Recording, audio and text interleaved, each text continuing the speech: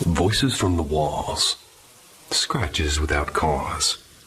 These aren't just stories. They're warnings. Welcome to Paranormal M. And if you can for me, let me know what brought you here. Let me know what you want to see more of, or exactly what makes you tick about this channel. We'll do more of it. So, subscribe. The Night of the Vanishing Head. I grew up among tombstones. Maybe that's why, strange things keep finding me. I've been pronounced dead twice. Yeah, twice. Creepy stuff seems to follow me like a bad shadow. But let's start with a story that's on the easier to tell side.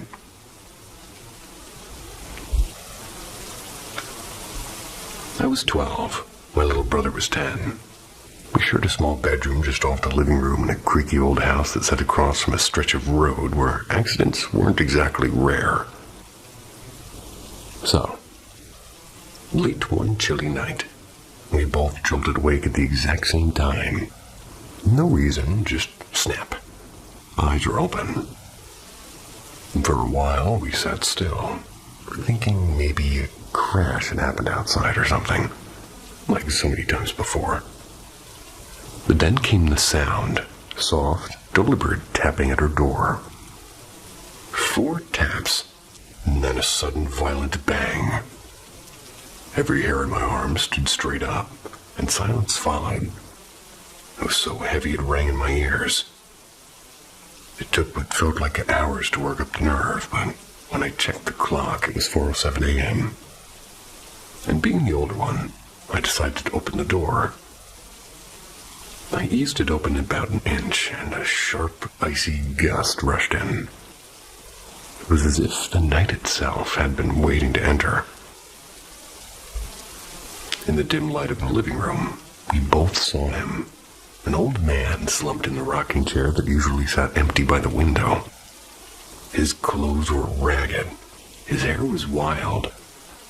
The chair rocked back and forth in a slow, endless rhythm. He didn't move until he sensed us peeking. And then he looked up and his head snapped off like it had never been attached. It floated toward us with an impossible speed. We slammed the door so fast it rattled the frame. Instantly came a sound I'll never forget. A jagged, high-pitched cackle, followed by one more deafening bang. We stayed awake until sunrise, waiting for our parents to stir. They didn't believe a word until they saw the deep screwdriver-like gouges scoured across our door. After that, Bibles and crosses began quietly appearing throughout the house, on shelves and on the mantel and tucked behind curtains. My parents really never admitted fear, let's say, but those silent protections told the truth. And that's honestly the least terrifying night I could tell you about.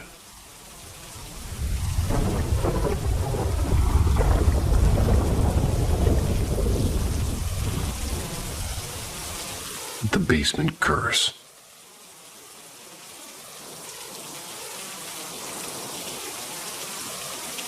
Growing up, my little brother and I, we had a talent for trouble. If there was something creepy to explore, we were already halfway there. Nothing in our old house was creepier than the basement. People could barely last 5 minutes down there. It always felt like someone or something was silently watching and waiting. That summer, our church handed out tiny Bibles, and we'd heard somewhere that reading scripture out loud could drive away ghosts. So naturally, we decided the best test was the basement. The moment we reached the door, though, it kind of stuck tight. It finally gave way only after we shoved with all of our weight, groaning like it hadn't moved in about 100 years. So down the steps we went. I opened my Bible. I began to read. I hadn't finished the second page when the sound started with heavy footsteps and low whispers like somebody pacing just behind us. We exchanged nervous grins. Surely, one of her older cousins was messing around. But when we turned to look, there was nothing, just the hum of the old furnace. Then, without warning, my little brother was yanked to the ground. His scream, it sliced through the stale air. I dropped my Bible, and I lunged for him, thinking he'd tripped, but I saw these 3 deep scratches across his back, and they were long and parallel, like an animal with claws had taken a swipe.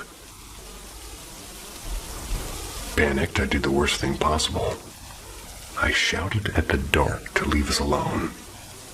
The basement answered with a scream, shrill and inhuman. It was so loud it rattled the pipes. We bolted, and the door at the top slammed shut behind us with such force the hinges cracked. We never tried that experiment again. Even now at 25, I won't stay down there longer than a minute. The air seems to grow thick, and you can feel those invisible eyes. Whatever lives beneath that floorboard, well, doesn't seem to ever sleep. Is that me under there?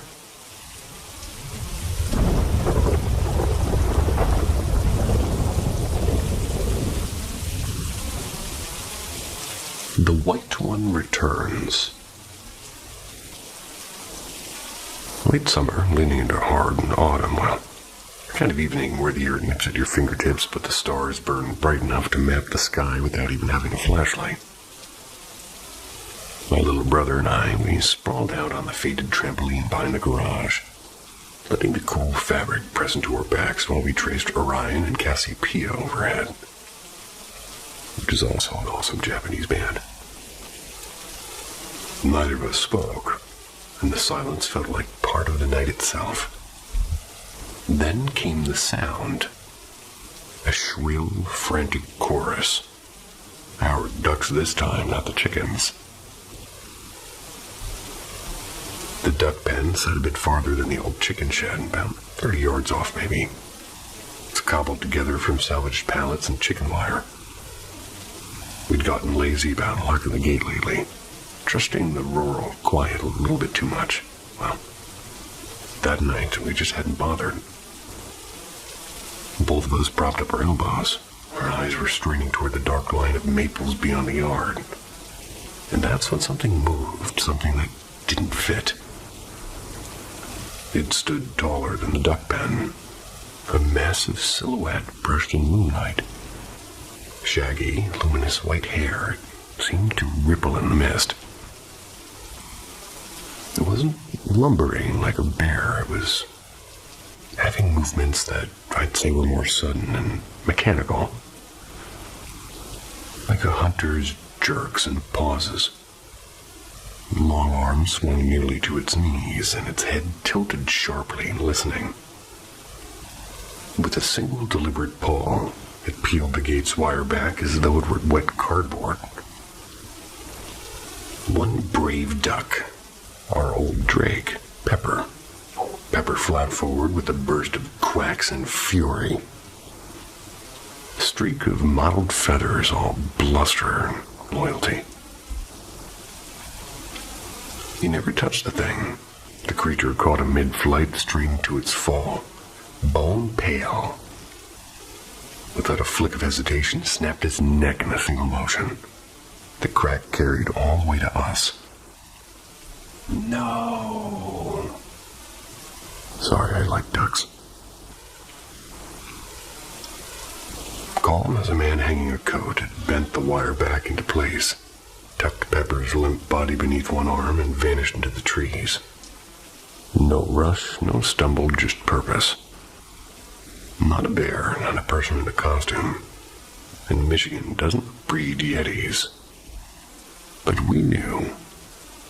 An albino Bigfoot.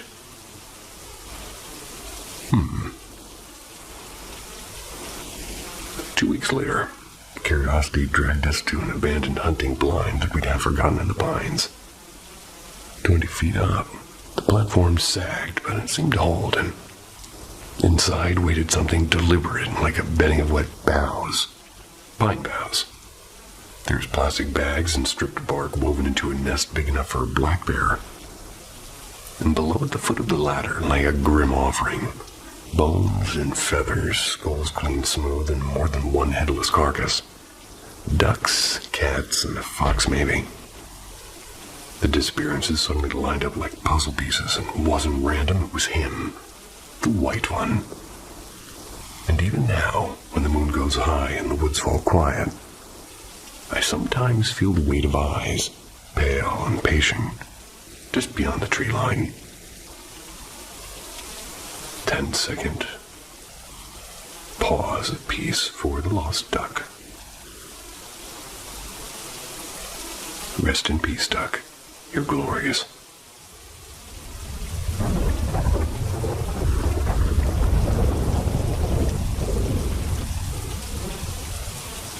Shadows between waking and dream.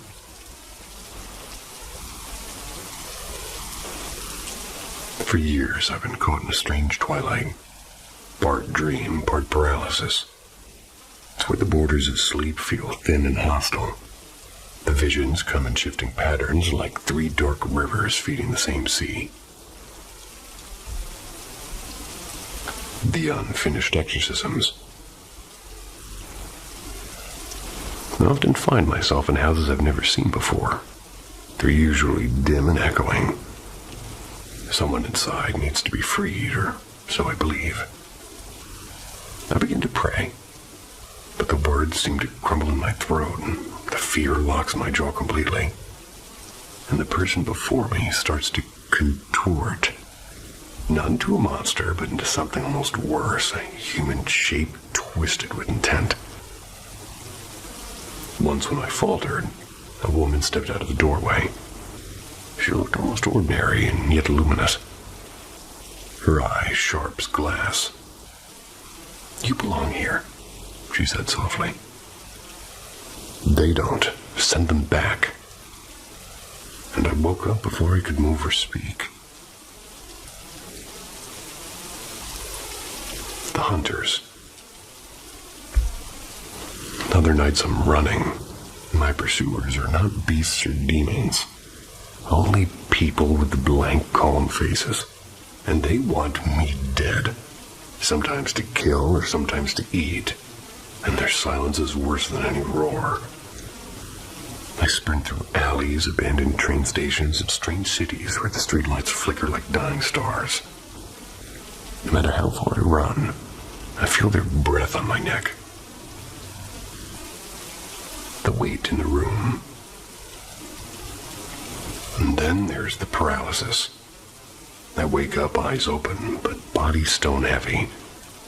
A pressure seems to fill the air, thick and black and almost visible. Shapes lurk at the edges of the room, and I try to scream and nothing comes. Only the silent rhythm of prayer keeps me from sinking under the weight of it all. I was raised Catholic in name, but not practice. My family never prayed together, but secrets lived in the quiet corners. On my mother's side, aunts and cousins read cards, mixed powders, and whispered charms. Some ended in illness or poverty, like a pattern nobody could quite break. My mother and grandmother are still alive, two sharp minds with cruel edges. My mother smiles like a saint and cuts like a blade. She wears kindness as a disguise. Her moods swing from ice to fire. And one dream brought them back to me in a way I can't forget. They beckoned me into a narrow room where a man or something wearing a man's outline waited. His skin was pale gray-blue and his eyelids fused shut as if welded. He pressed me down, not with strength, but with something deeper, like a spiritual gravity.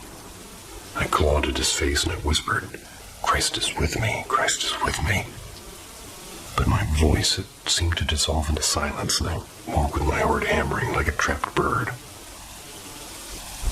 And my brothers dream too. They speak the words I can't finish. So for months, the nights went quiet. Maybe it was my cat, a small, stubborn sentinel, who kept kind of waking me to demand food even when the bowl was full. And somehow that simple interruption scattered the dark. But this morning, the pattern shifted again. I woke to a thin black river of ants pouring from a crack in the fourth floor floorboards. They were heading straight for the cat's untouched food. No plants, no open windows, no reason. The sight pulled me back to this time where it was like illness and nightmares first kind of braided themselves together. Now the dreams have returned, and with them a slow echo in my body, like something waiting patiently and unseen, just beyond the reach of the morning light. Hey, well, if the cat's not gonna eat it.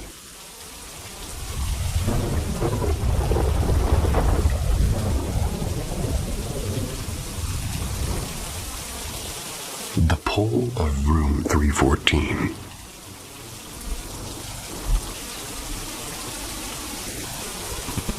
I grew up in the thin air of Colorado, where third grade science meant a quick skim of the gold rush before we talked about igneous rocks. And one afternoon, my teacher mentioned Estes Park, and almost as an afterthought, the grand old Stanley Hotel, one of the first buildings in the valley. Something in me locked onto that name like a magnet. Every year, my family drove up to Estes for hiking and taffy. Yummy. And every year, we drove right past the Stanley. I'd crane my neck from the backseat, begging for a closer look, and my parents would brush it off with a casual, "It's supposed to be haunted, but it's just stories." I half believed them until middle school, when my sister started devouring The Shining. Far too intense a book for a 12-year-old. But also a little bit badass. She'd read passages aloud, her eyes wide, and the one day she dropped the bomb. Stephen King's Nightmare Hotel was based on the Stanley. By high school, with unlimited internet at my fingertips, I was deep down the rabbit hole. I learned about King's blizzard-bound stay, the phantom piano music, and the infamous Room 217. So I rewatched Kubrick's Shining obsessively, even after I discovered, to my annoyance, that the movie wasn't filmed there. Then a revelation from my parents. They'd spent part of their honeymoon at the Stanley. My jaw practically hit the floor, and after years of shrugging, they finally admitted they'd checked out early because of odd noises and somebody watching us. But they insisted it wasn't ghosts. Probably some pranksters or tweakers, they said. For my 21st birthday, they finally relented. 2 nights at the Stanley, plus a haunted tour, wrapped up like a late but perfect gift. Months later, I sped up the mountain with the Shining soundtrack still ringing in my head, and the hotel loomed through the scaffolding. It was under renovation. But the moment I stepped inside, the scent of old wood and cold mountain air seemed to steal my breath. A man leaning by the doorway caught my audible gasp and grinned. Yeah, gets everyone. Check-in gave me room 314, directly above the novel's notorious room. Perfect. The wallpaper looked tired. The floor tilted just enough to feel wrong, and I roamed endless hallways and narrow staircases, never passing another guest, as if I'd slipped into a pocket of time. The night tour began in the music hall. The air thickened as soon as we crossed the threshold. Our guide handed us dum-dum lollipops to entice the spirits of children said to linger there. When my turn came, the candy suddenly shot out of my hand and skittered across the floor, and people behind me backed away fast with their eyes wide. Down in the basement, the guide spoke of 2 spirits, a former maid with a playful streak and a male presence said to hug certain visitors. As you entered the man's room, his chest seemed to constrict. An invisible weight clamped around me, tight enough that I couldn't speak. Only when the guide placed a steady hand on my shoulder did air rush back into my lungs. Later, as I sat in the lobby, I was scrolling through photos of an antique mirror with, faces seemed to be pressing from the inside of the glass. But anyway, the same man from the doorway reappeared, and Snow had closed the road to Boulder. He asked if I knew any safe spots for the night. And still unsettled, I impulsively offered the spare side of my queen bed. We stayed up trading stories until exhaustion just kind of pulled us under. He left before dawn. His parting text showed me more than about an air. Fun night. You were sweet. Kept rubbing my back and wrapping your arms around me. Well, I hadn't moved an inch. Back home, things seemed to follow. Soft knocks in empty rooms. A faint piano melody when I was alone. Friends witnessed flickers of movement over my shoulder. The feeling hasn't left. Something from that basement, whatever gripped me, may have decided it likes to travel. And I can't shake the suspicion that it started long before my 21st birthday. Maybe on my parents' honeymoon when Stanley first whispered my name. I know I shouldn't make any comments at the end of stories, but I know the guy who shot that scene at the end of the movie with the large vehicle running through the snow. Weird guy.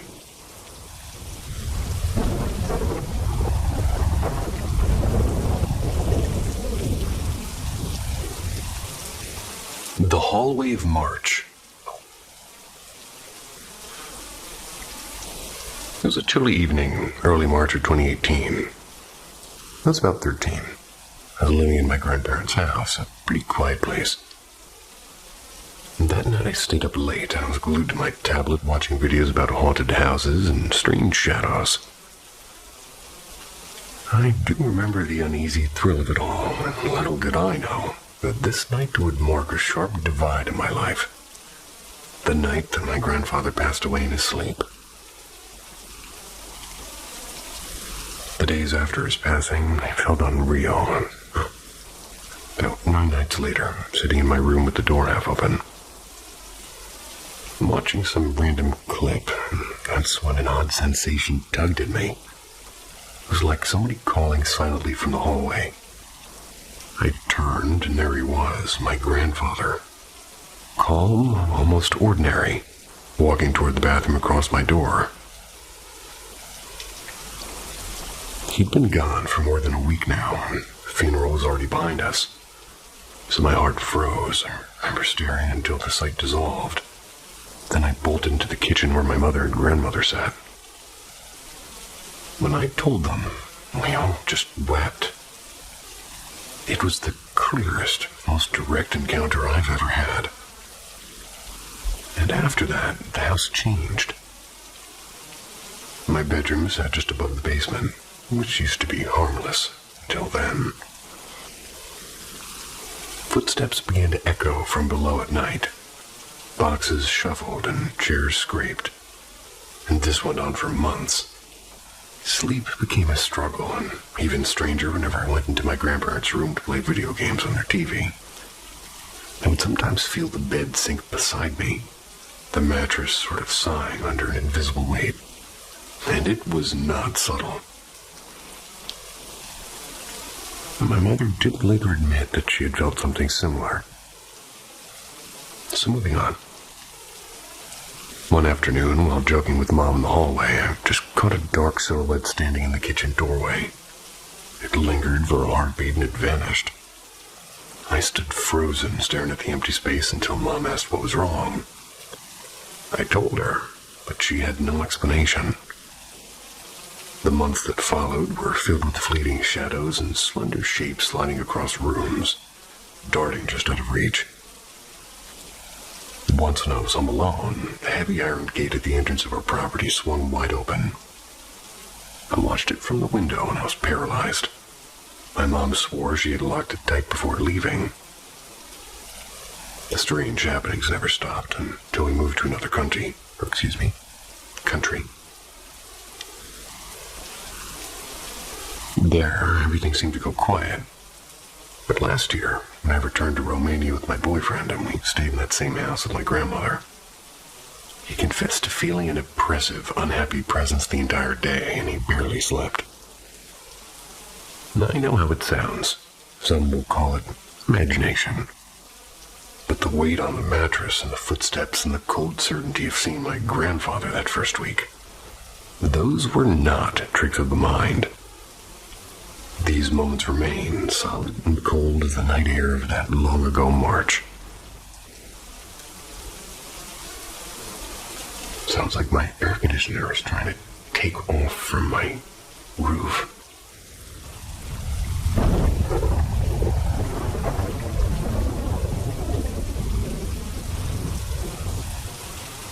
The hallway warning.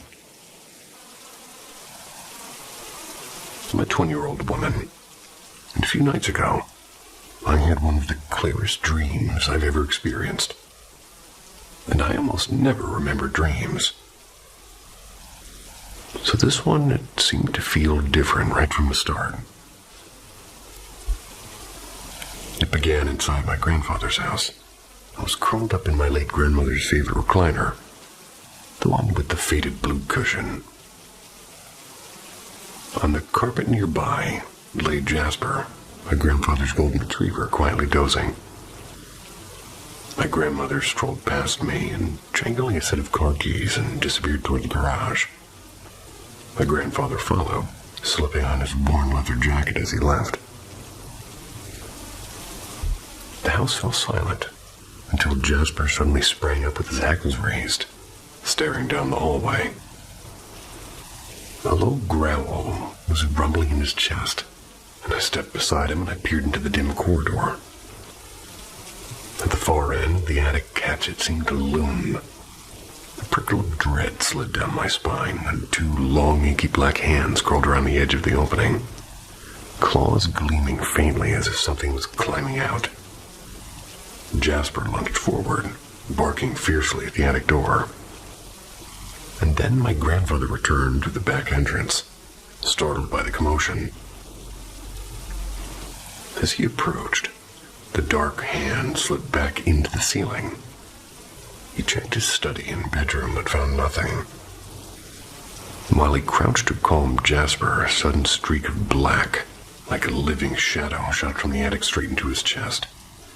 He staggered sideways, slamming against the hallway wall. I rushed to him, and his breathing was ragged and sweat beading onto his forehead. "I don't feel right," he said in a strained, almost growling voice. "I'm so angry." I wrapped an arm around him and guided him toward the garage.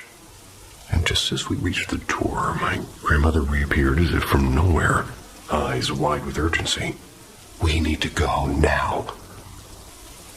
And then everything went dark. And here's what unsettles me. My grandmother passed away nearly 5 years ago. Yet in this dream, she moved and spoke as if she had never left. And Jasper, my grandfather didn't even adopt him until 3 years after her death. I can't shake the feeling that she was warning me, or warning us.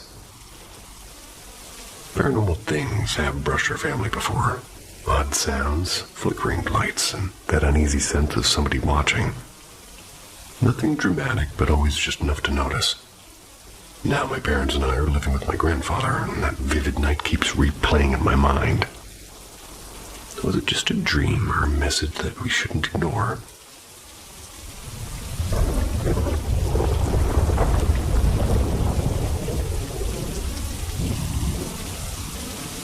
Moon Vale. Back when I was about 16, Ben and I chose to walk home from the nearest village instead of catching the early bus. It was peak summer, one of those nights when the air feels endless, and a full moon seems to light the way for you. We took the path through the fields by the canal, a place that we all knew well. We'd built little fire pits there and shared cheap beers and swapped stories about ghosts and old suicides people whispered about. None of it ever really scared us. And this was before the world lived online and phones existed, but kind of barely. Down by that canal, you were truly on your own. The sky that night was flawless. No clouds, no light pollution, just the moon, enormous and bright. We were talking about nothing important, teasing Ben about his terrible luck with girls, when the world suddenly vanished. Darkness. Not dusk dark, not cloud dark. Utter blinding darkness. 1 second the moon filled her eyes, and the next everything, like the moon, the stars, the horizon, was all gone. It was as if somebody had thrown a giant black sheet over the sky. It lasted maybe 3 seconds. And then, just as suddenly, the light returned, sliding back like curtains pulled away. Ben swore loudly, his voice too sharp in the silence. What the hell was that? I could only stare. He muttered something about a huge bird, though we both knew no bird could cover the entire sky. We walked faster after that. Ben didn't want to talk. The next day when asked again, he only said, "Just black, that's all I saw." He never came back to that canal after that. I didn't press him. Even for me, the place felt different. The full moons made the hairs on my neck rise. I'm 42 now. Still live near those fields. I've returned many times in daylight, but never again at night. Whatever we saw, whatever Ben maybe didn't tell me, still waits somewhere in the dark sky of my memory.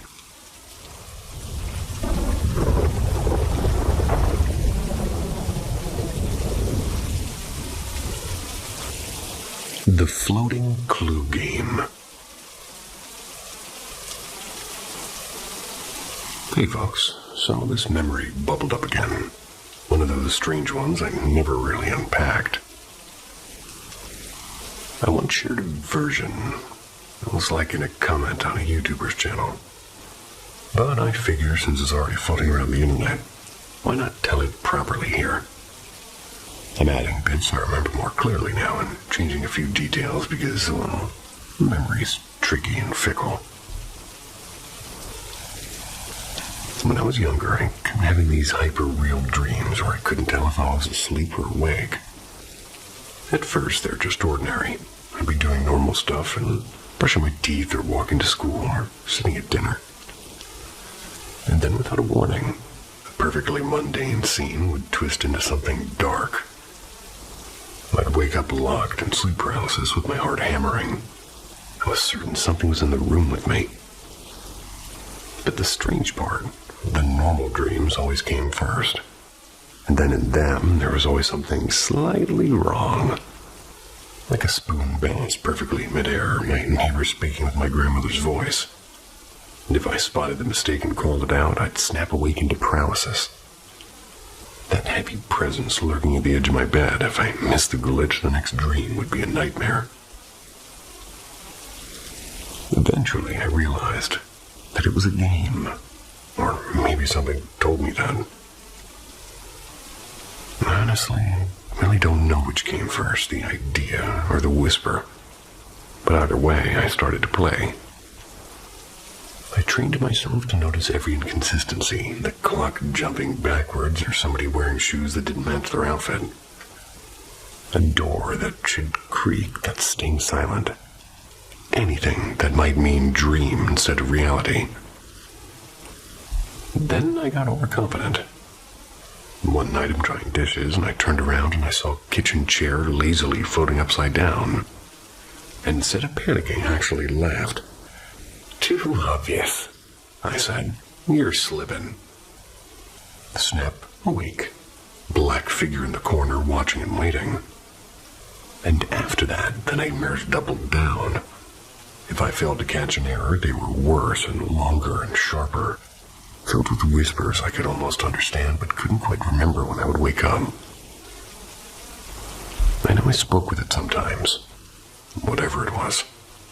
Its voice is like a word on the tip of my tongue. Impossible to recall, but impossible to forget. Did it explain the rules, or did I piece them together myself? That line is blurry even now. It eventually stopped. A string of life changes kind of pulled me away from the late-night demonology books I used to devour. The dreams faded, but I still wonder, was it just a tangle of lucid dreams and teenage nerves, or something for a stranger? Or perhaps the late-night reading of demonology? What do you think? Was I just outsmarting my own brain, or playing a game I never fully understood? All I can say is, everybody doesn't own more than one pair of shoes, so you can't always match.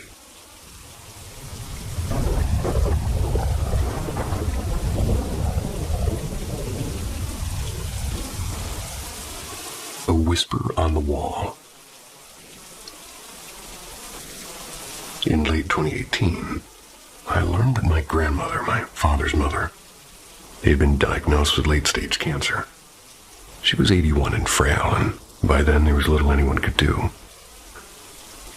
That autumn, she visited our home for a round of medical tests. Quietly cheerful, despite the weight of the news. On January 4th, 2019, when it was clear that the end was close, my father drove to my grandparents' house to sit with her in her final hours. I stayed home with my mother. That morning, I'd quarreled with Mom over something so small, like I can't even remember the reason now. Later, I left my room to ask her a question. I found her half reclined on the sofa. She was pale and trembling. She told me that when walking from the kitchen, she'd felt sudden heat in the hallway. As she put it, like a sheet of fire. And then stumbled and her phone had slid from her hand and she'd crawled along the cool tile to find it and just trying to call a neighbor for help. Moments later, my father phoned and his voice was quiet but heavy. She's gone. My grandmother had always treated my mother as the daughter that she never had, so I can't shake the feeling that Mom sensed the instant of her passing. That night, long after midnight, I lay awake thinking of her. Out of nowhere came a faint but sharp sound. The slow drag of a fingernail along my bedroom wall. Strangely, I felt no fear, only calm, as though I'd been expecting it. When the sound ceased, I simply knew it was her. A final, gentle farewell. I'd braced myself for grief, but never for this quiet, this uncanny message that love can send across the veil.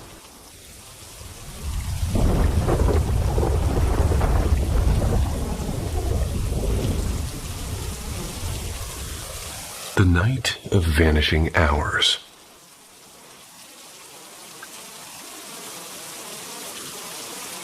So one of my friends, let's call her Claire, 21-year-old female.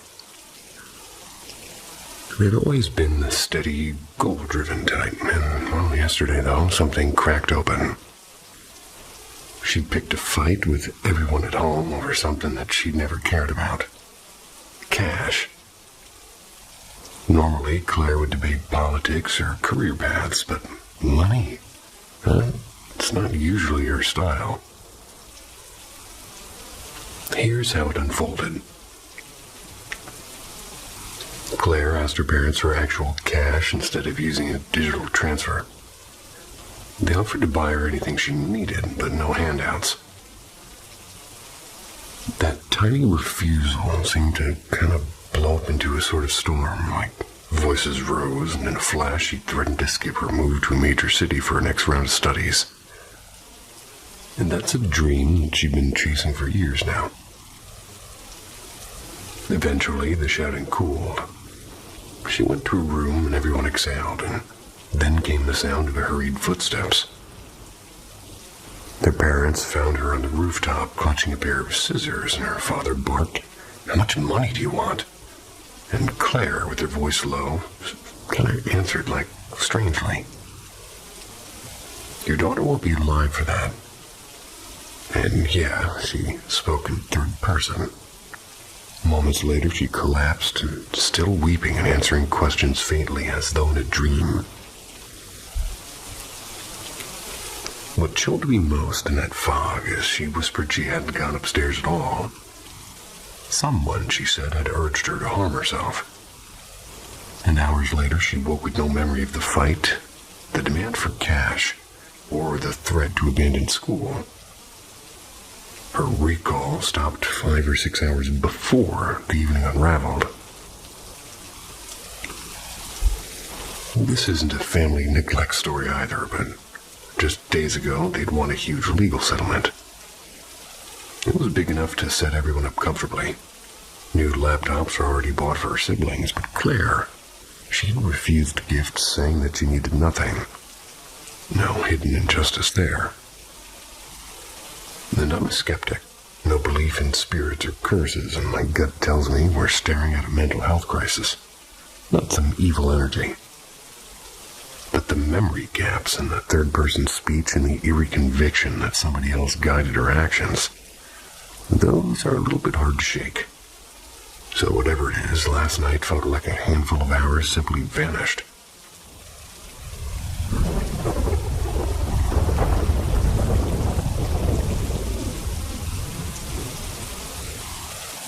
The hour before dawn. When I was 11, my family took what I thought was just a cheerful winter trip to Boston. We were going there to see my Aunt Claire. And they had always been the warmest soul at every family gathering. I thought we were simply escaping the great January routine for a bit of fun. Only later did I realize the real truth. She was in the late stages of cancer, and we were there to say a quiet sort of goodbye. 2 days after we got back, something happened that still lives in my bones. Around 4:45 a.m., I jolted awake, and I was hanging in the darkness. There was this thing inches away from my face, and it looked like Claire's face. Except it was wrong somehow. Like a photo that had been stretched at the edges. There was a pulse of icy dread, and it was rushing through me, and my chest tightened so hard I thought I might choke. Then a sharp ache cut through my skull. I even felt a faint pressure on my skin, as if something unseen was brushing against me. Then just as suddenly it vanished, leaving me trembling in the quiet room. The next morning, my mom sat at the kitchen table. Her coffee was untouched. She told me Aunt Claire had slipped away peacefully in her sleep at around 4 a.m., less than an hour before I woke up.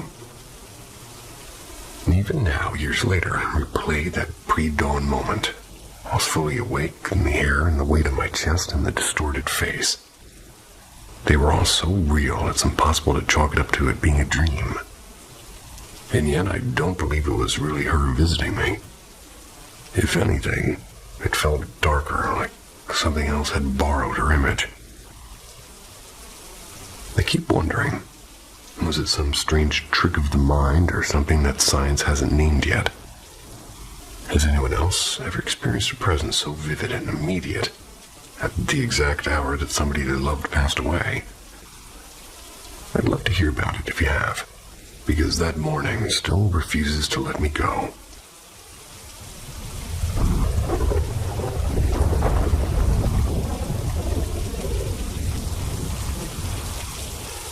Midnight visitors. I grew up with more than just childhood fears. From the time I could barely walk until I turned about 9, something unseen but very real shared my house. Sometimes it felt like a crowd, like 6, maybe 8 presences, each with its own way of making itself known. Night after night, a figure I called the Hat Man stood in the hallway. He never moved, never spoke, only watched. Once I woke to a chilling sight. A pale woman-shaped shadow hung upside down on the balcony railing, her hair drifting toward me before she shot straight into the night sky without a sound. The house spoke in other ways, too. Pots clanged in an empty kitchen. Wooden bunk beds poured 3 deep, black gouges no amount of scrubbing could erase. Objects, like a heavy glass music box, would tumble onto my blanket with no one nearby. And then there was the touch. One evening while I sat reading, the faintest brush of an invisible fingertip grazed my hand. It was so gentle it made me shiver harder than any sudden bang ever could. Voices sometimes called my name from the backyard when I was alone. Bright flickers and darting shadows teased the edge of my vision.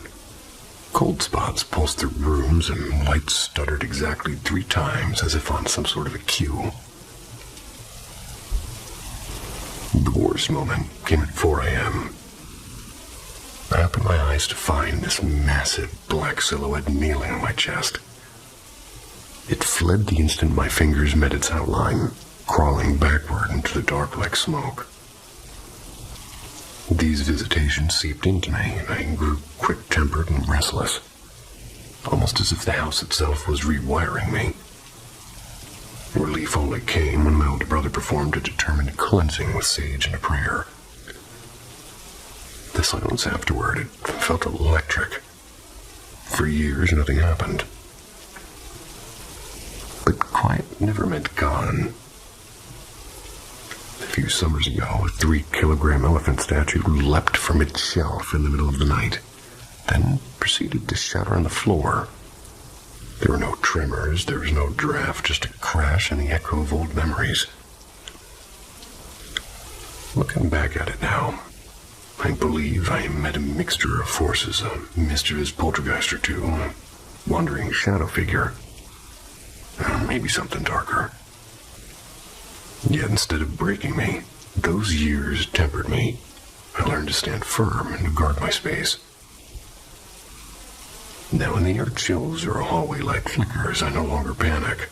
Whatever those midnight visitors were, they taught me how to face the unseen and how to remain unafraid.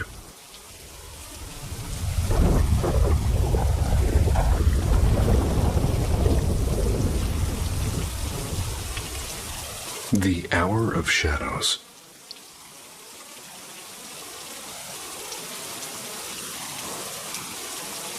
I have walked the crooked paths of the supernatural since 2008, chasing whispers of hidden knowledge. Over the years, I discovered a chilling truth. Evil rarely arrives in rags and smoke, but often wears the costume of light, of warmth, and of comfort. I once believed truth was an idea, a philosophy to be found by gathering fragments of different kinds of wisdom. Yet in every ritual, and in every mantra, and every shimmering enlightenment, I only spiraled into endless nights of paralysis and dread. The questions seemed to multiply like weeds, and clarity came in flickers, only to be swallowed again by the darkness. Then came that night. It was close to 3 a.m., the black heart of the night, and when I woke, fully conscious but locked in my own body, I knew the weight of sleep paralysis well, but this was different altogether. The air itself seemed to throb with a hatred older than the world. All human malice I had ever known shrank to dust beside that presence. In the doorway, a figure gathered itself. A human outline woven from mist and void, moving with a speed and rhythm that defied the senses. A deep, staccato clicking filled the room, like the sound design of a nightmare. The shape glided toward me until it was inches from my face, an abyss of malice wrapped in a touch of darkness. I turned my head, desperate to escape its gaze, and the mattress beneath me seemed to ripple. Out of the fabric rose the face of someone I loved, only twisted, eyes alight with mockery and mouth stretched into a grin, his head joined to the writhing body of a serpent. Terror does not begin to name it. My mind scrambled for any sort of defense, and I tried silent affirmations and fragments of ancient prayers. nothing hauled. Then a half-buried memory surfaced. Someone once spoke of a heavenly protector, Saint Michael. I called his name once, twice, 3 times. And instantly, like a cord snapped, I could move. The darkness shattered and the room was empty. In that moment, it rewrote my understanding of reality. New Age teachings had told me that power rests within. But in that crucible, my own strength meant nothing. A name, Michael, had done what all my searching could not.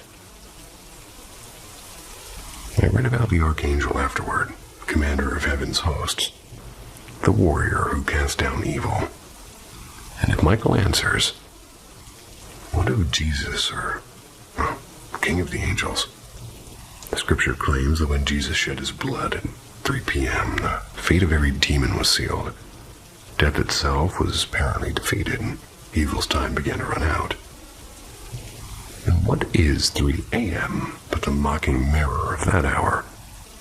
The farthest point from the light of the cross. Perhaps that's why so many are haunted then, and why whispers rise and shadows move.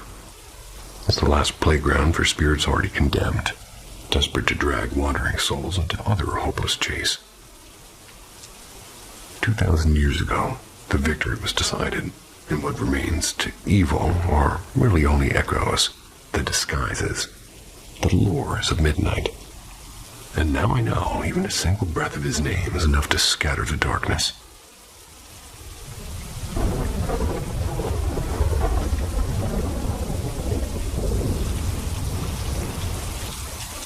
The Couch Companion.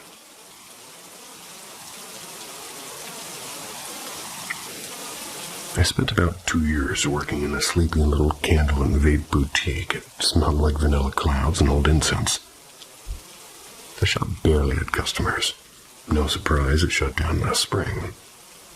So most of my shifts were me on a cushy sofa crocheting scarves and binge-watching trashy reality TV. Now and then, overhead lights would flicker. The door chime would kind of tinkle as if somebody had stepped in. Sometimes the TV would stutter into static for a second. I chalked it up to bad wiring and cheap electronics. But gradually, began to feel like someone was quietly sitting beside me. Not menacing, just keeping me company. And oddly enough, I didn't mind. It was almost comforting. It's like the shop had its own invisible regular. When the place just finally closed, my boss let me take home one of the big lounge couches. I didn't think twice about it. I also never said goodbye to my unseen colleague, because honestly, I was distracted. I had things happening about a month away, and life just felt like a runaway train. Months later, in my new apartment, the oddest things started happening. I'd catch shadowy shapes flickering at the edge of my vision, and normally my mind is pretty steady. If I do have a stray hallucination, it's fleeting and never visual. But these shadows carried a strange mix of nostalgia and gentle sadness. It felt like memory itself was visiting me. This morning it all sharpened. I was crocheting on that same couch, TV humming along. That's when I sensed eyes on me. My husband was reading across the room and our cat asleep on the rug, and still, every minute or two, I glimpsed what looked like the top of a head and the toe of a shoe. They were peeking around the doorway. And my cat, who usually ignores everything, sat up, ears forward, tail twitching like he saw it too. That's when the shop came rushing back. The empty afternoons, the soft presence I'd half imagined. Felt almost guilty for forgetting. So, half joking, half serious, I called out, "All right, if you're not my shop ghost, you need to leave. If you are my shop ghost, you can stay, just quit lurking and come sit like old times." I felt ridiculous. But a moment later, that familiar, gentle pressure on the couch returned, like somebody had settled beside me, and the shadow stopped. Was it really my silent coworker from the shop, tagging along with the couch? Or just my brain weaving comfort out of loneliness? I can't say. I don't mind the idea of a polite, quiet ghost roommate. But what worries me more is the possibility of slipping into a delusion. So I keep up therapy. I light my weekly sage sticks. And I keep an open, if slightly skeptical mind. Either way, crochet is more fun with company, seen or unseen.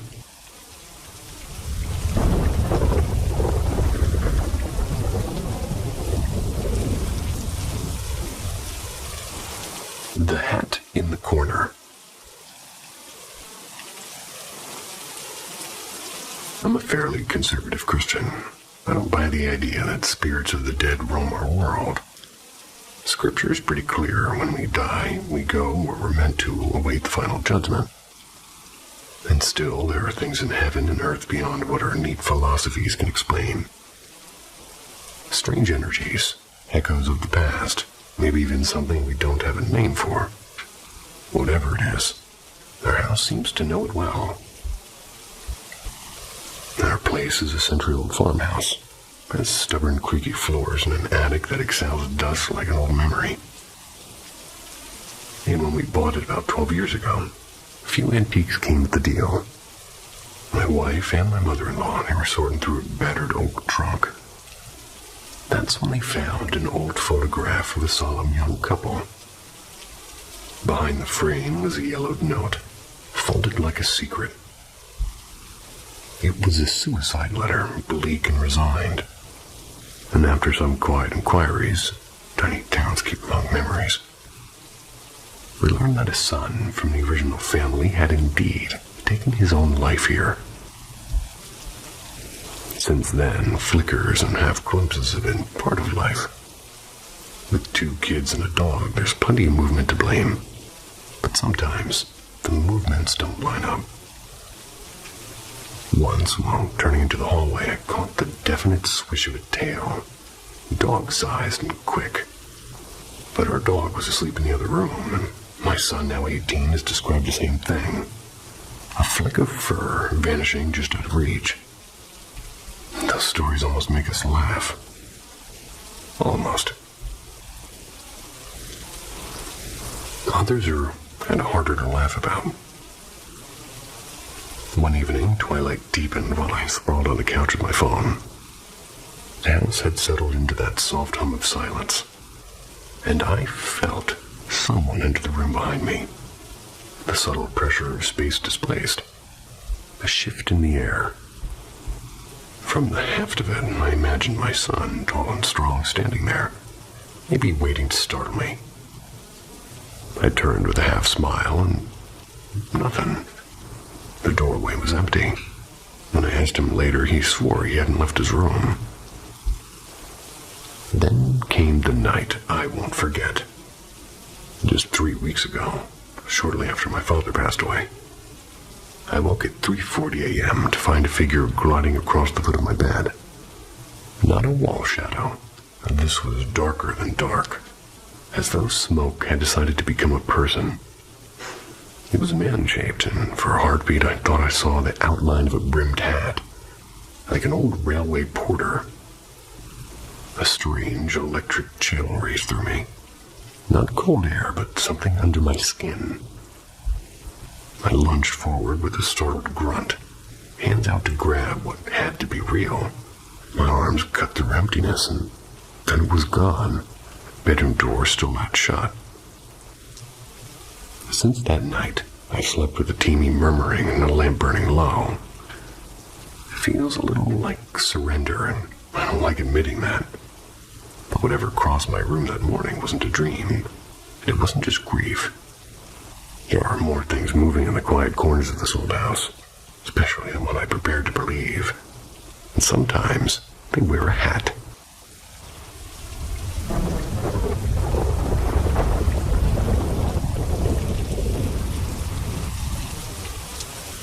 The Red Phantom of Willow Street. I'd never had anything like this happen before. but I do remember my grandmother once telling me about a night when objects in her kitchen seemed to move on their very own accord. I laughed at the story back then, until yesterday. It started like any regular afternoon. I came back from a quick grocery run, set the bags down, and gave the kitchen its usual scrub. Counters gleaming, everything in its place, or so I thought. Then I went to open a can of beans, and no can opener. Not in the top drawer, not in the junk drawer, not anywhere. I even texted my partner to check if they borrowed it. Nothing. I circled the kitchen again, scanning every possible spot. And suddenly it was just there, right in the middle of the counter. Perfectly centered, impossible to overlook. And here's the part that made my stomach drop. It's a heavy, bright red opener, about as subtle as a fire truck. I had just wiped the counter spotless, and I know it wasn't there. A shiver shot through me so sharply it felt electric. Goosebumps on every inch of my skin. My heart hammered like I'd been startled awake, and I'm 33. I'm not easily spooked, but this was something else. Like a silent jolt from another reality. Is this what people mean by that glitch in the Matrix talk? A friendly ghost leaving a calling card. And for context, we live in a century-old building, and it used to be a textile mill. Lots of history in these bricks. I've always joked that if any place had spirits, it would be here. But in 3 years, I've never felt anything like this. Well, until yesterday, when a bright red can opener decided to materialize out of nowhere.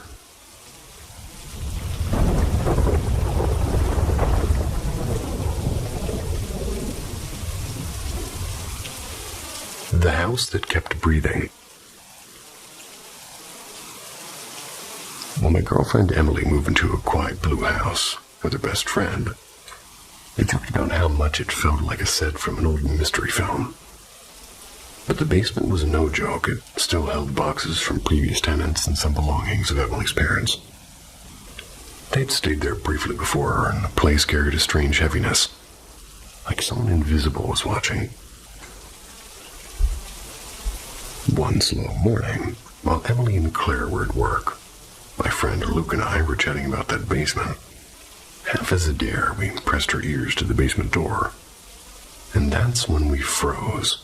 Soft, deliberate footsteps echoed from the bottom of the stairs. The house had sat empty for a week before Emily moved in. The neighborhood wasn't exactly the safest. So we swung the door open. Nothing. Just a cold draft and some dust. An hour later, as we sat above the basement in the living room, the weirdness deepened. Got up to grab my phone charger, but a sharp thud shook the floor beneath me, like something had struck it from below. Almost instantly, there came a slow knock on the basement door. We waited 20 tense minutes before going down. No one. Every window was sealed in cobwebs. Yet on a shelf sat a chipped ceramic mug that we'd never seen, its bottom coated like with something black and fuzzy. Luke, poking through a corner of old belongings, unearthed a black beanie marked with a hand-painted pentagram. We exchanged a look and silently agreed to leave it for another day. But the house didn't leave us alone. A week later, Claire moved out, said that she couldn't sleep well anymore. And that very night, the light switch at the top of the basement stairs began to flicker on by itself. And 2 mornings after, I heard my dad call my name from the kitchen. Except my dad lives 2 states away.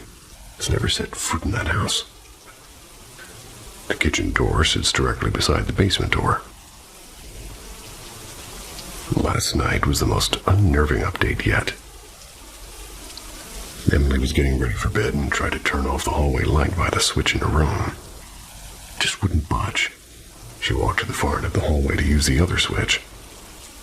Her cat, usually calm, hissed at the first switch and bolted. As Emily reached for the second switch, she heard a crisp click. The switch by her bedroom flipped itself back on. Now Emily swears that she hears faint breathing near the door when the house goes silent. And that black beanie with the pentagram, well, it's no longer where we left it.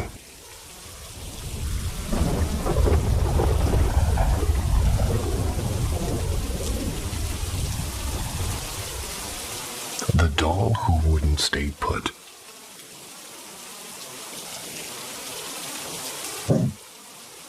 A few months back, my dog barked at something outside. My family, my dad, my mom, my 12-year-old sister, and 18-year-old me took a 7-day mountain trip. On the 6th day, while wandering through a sleepy village path, we stumbled across a crooked little shop with faded blue shutters and a squeaky sign. And the sign read, "Antiquities and Curiosities." Inside, the air smelled like cedar and rain-soaked stone. There were dusty clocks, chipped porcelain, and brass instruments that looked like they belonged on a pirate ship. But one thing refused to blend into the clutter: a small porcelain doll in a cracked glass case. Her hair was pale as frost. Her dress a strange mossy green. And something about her face, sweet yet faintly amused, pulled me in, and we bought her.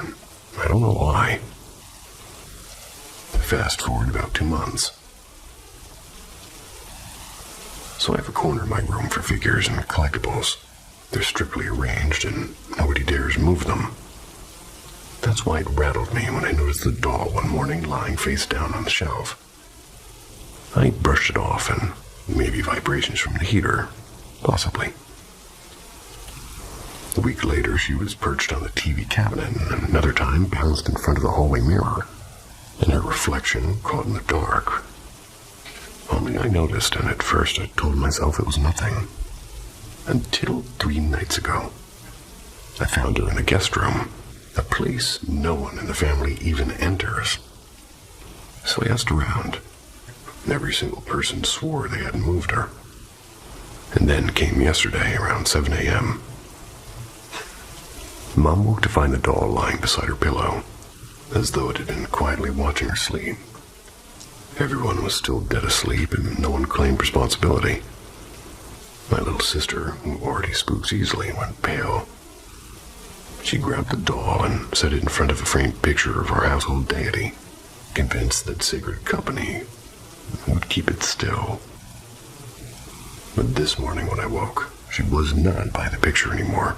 She was sitting on my desk, directly in front of my bed, facing me and staring.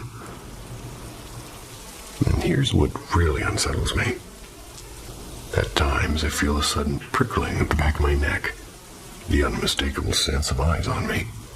When I turn toward the doll, her painted irises seem not quite fixed, like they've shifted by a fraction, just enough to follow. And we are a deeply religious family. We swore hand on scripture that none of us moved her, and I need you to believe that. Now I'm left wondering, did we bring home more than an antique that day in the mountains? Or did the antique bring itself?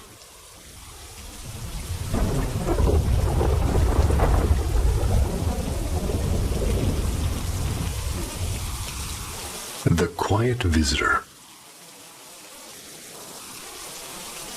Hi, I'm a woman in my mid-30s. I've been in healthcare since I was barely 17.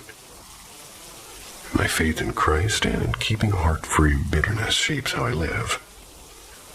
I also carry a quiet certainty that there's more to this world than the eyes can measure. Realities we're not supposed to dissect or master, yet they touch us all the same. I don't crave proof exactly, though. Over the years, life has shown me enough to know that something unseen is present. And last Thursday, for example, that presence made itself felt in a way I can't quite brush aside.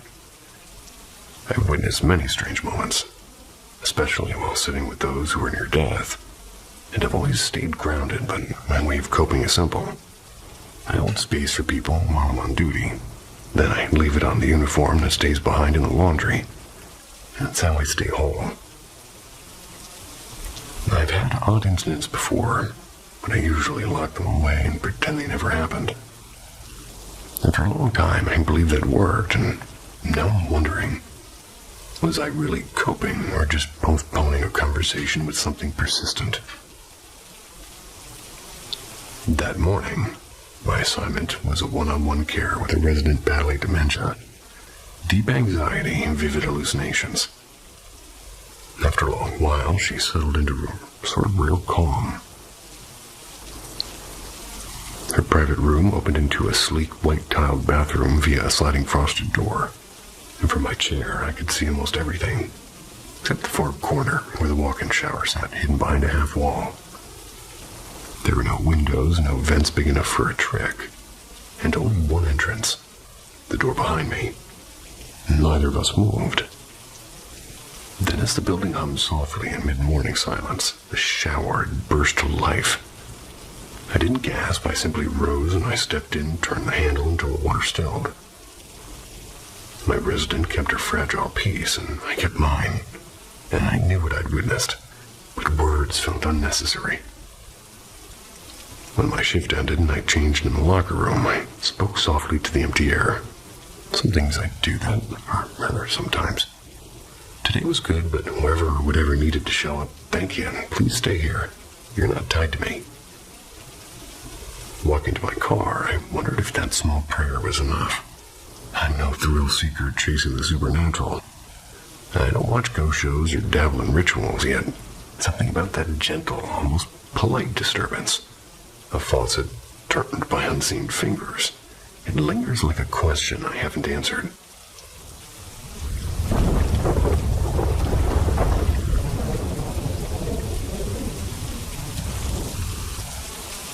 The House That Waits. When I was about 5 years old, my family had to leave our home for major repairs. We ended up renting a peculiar property shared with my uncle's family. On our side, it was me, a 5-year-old female, and my mom, a 28-year-old female, my dad, a 36-year-old male. On the other side were my uncle, a 44-year-old male, and his wife, 43, and my cousin, a 6-year-old female.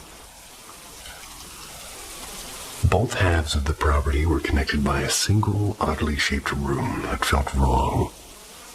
It was added on as an afterthought by somebody who didn't like straight lines. Despite sitting squarely in the heart of the city, the place felt removed from the world. The main door opened onto a gravel hill that sloped down to 2 old houses side by side, their tall windows staring blankly at the woods. The houses felt older than the street around them, as if they had been waiting there long before the city grew.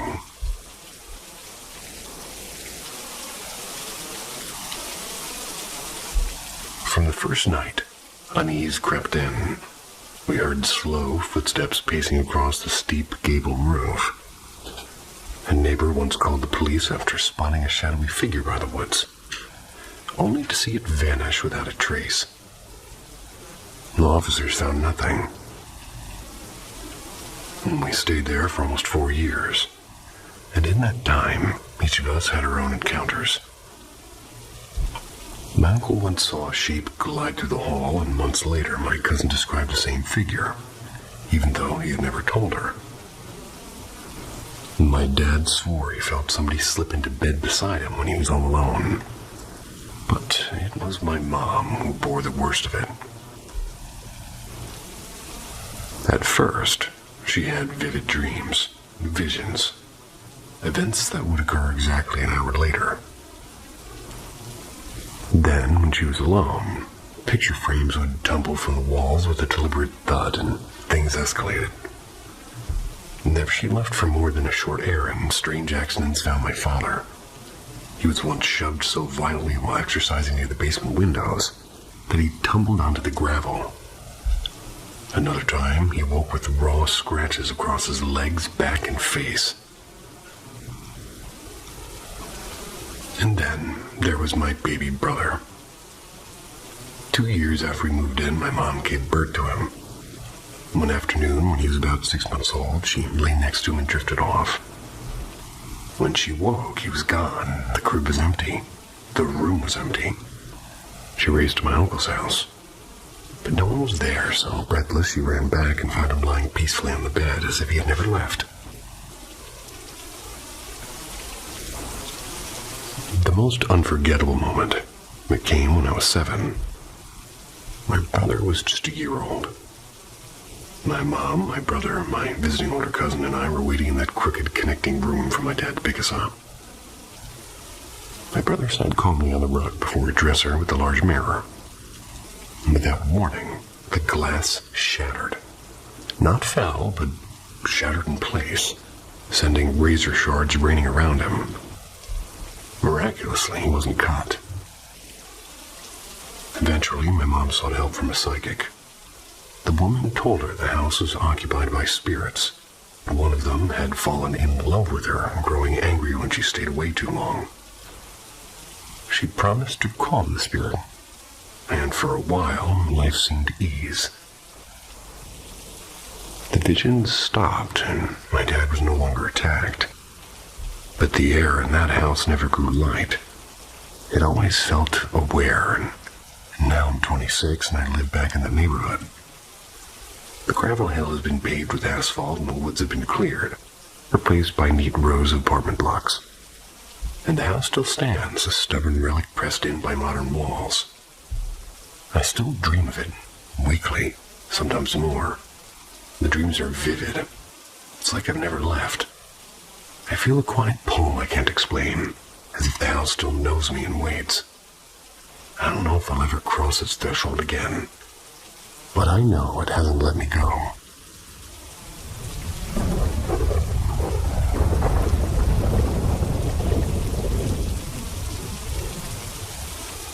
Echoes from the attic. My mother fought for years to have a child, enduring more than 20 tubal miscarriages.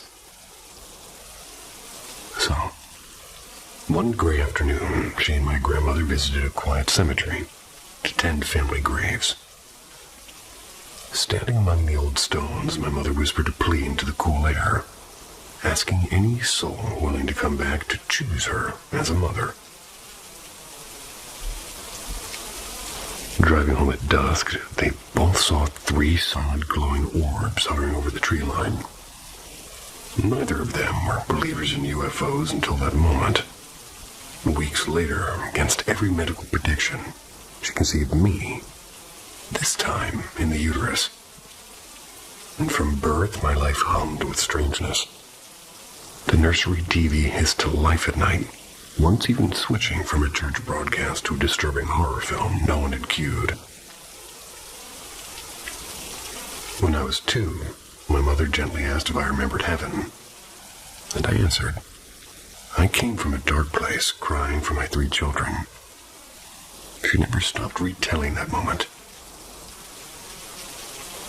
Childhood was a theater of nightmares. I woke frozen, and there were shadowy figures circling my bed, unseen voices commanding me to look. And once, a tall figure I called the devil promised that he'd see me soon. And at 4, I dreamed of a cruel man descending attic stairs. Someone I somehow knew had hurt me before. Other nights I screamed as invisible pitchforks were piercing me. At 12, the dreams reached their peak. 2 pale girls. They were waited on, and this blood-stained cot in the attic. They were forcing me to sign a paper in my own blood. I never forgot that taste of iron and fear. Years passed. I became a mother of 3. Then one night while visiting my mom's house, my oldest, barely 2, woke trembling. Uncle Tenders is upstairs, she whispered, saying a man no one knew. He heard me with a fork in my head.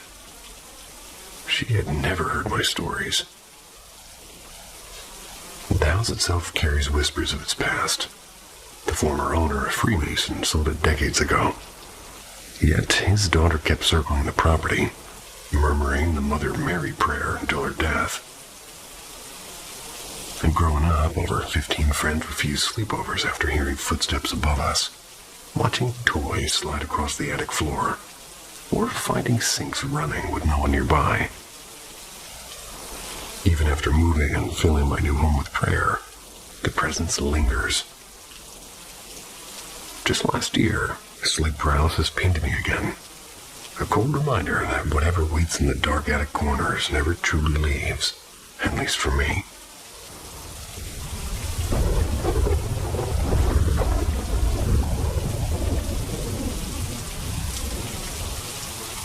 The White Garden Pact.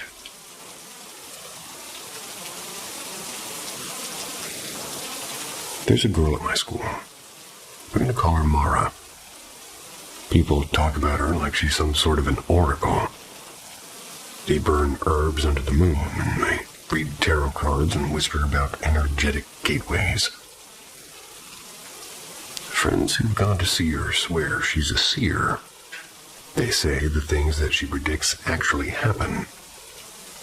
I didn't buy it. Magic, omens, and spells, well, just smoke and mirrors to me. Then one afternoon, Mara cornered me after class. And we'd barely spoken before, so I was startled when she confessed that she liked me. I was careful with my words, and she really wasn't my type, and I told her so as gently as I could. She smiled faintly and said friendship's fine. But soon I kept getting messages on Instagram, and at first friendly, and then unmistakably flirty, and I began to pull back, and that's when she sent me a long, trembling message about how she'd never loved anyone like us, and how she'd bind her soul to mine, if that's what it took.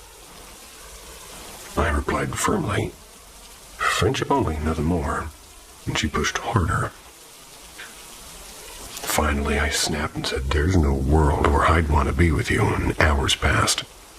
And at 3 a.m., her next text came. You'll regret speaking to me like that. I laughed it off, but that night something shifted. I couldn't sleep like a silent engine hummed underneath my skin. And at dawn, I drifted off and dreamed. Everything was white. Sky, ground, and air, except for a single lush garden of impossible flowers. Across it stood Mara, a white camellia tucked behind her ear, smiling sweetly, almost radiantly. I woke after 10 minutes, wide-eyed and uneasy, and it didn't stop. For the next 10 nights, the dream replayed exactly. White place, the garden with Mara smiling. And last night, though, the dream changed. I wasn't in White Garden anymore. I was in my own room. Mara lay beside me, and it was intimate and disarmingly real. I could feel every heartbeat and every breath. And through it all, she kept that same calm, luminous smile. I don't know what she's done, or if this is just my mind betraying me, but I wake each day more hollow and sleepless, and deep down I can't shake the thought that maybe this isn't only a dream.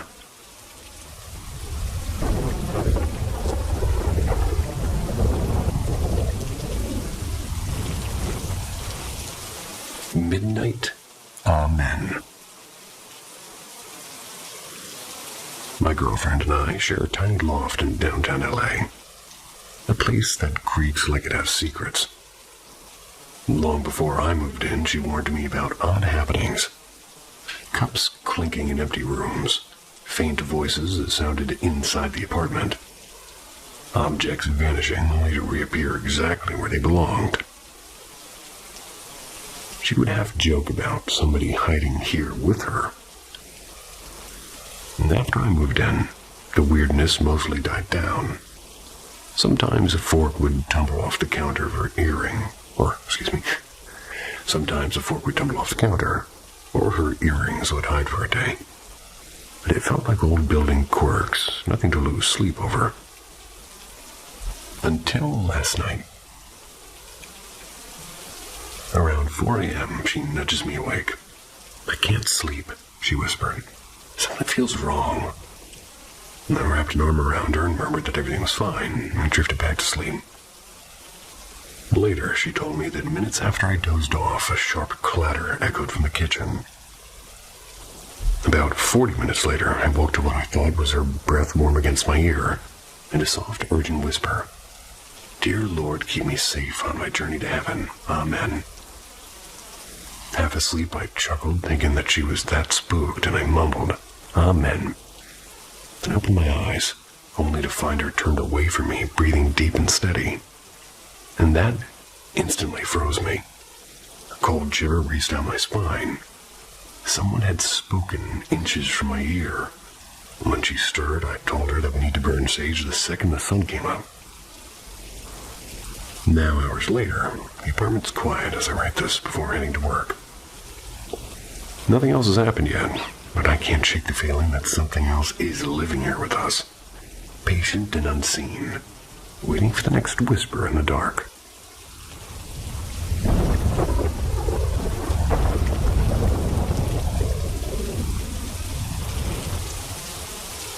Doug in the dark.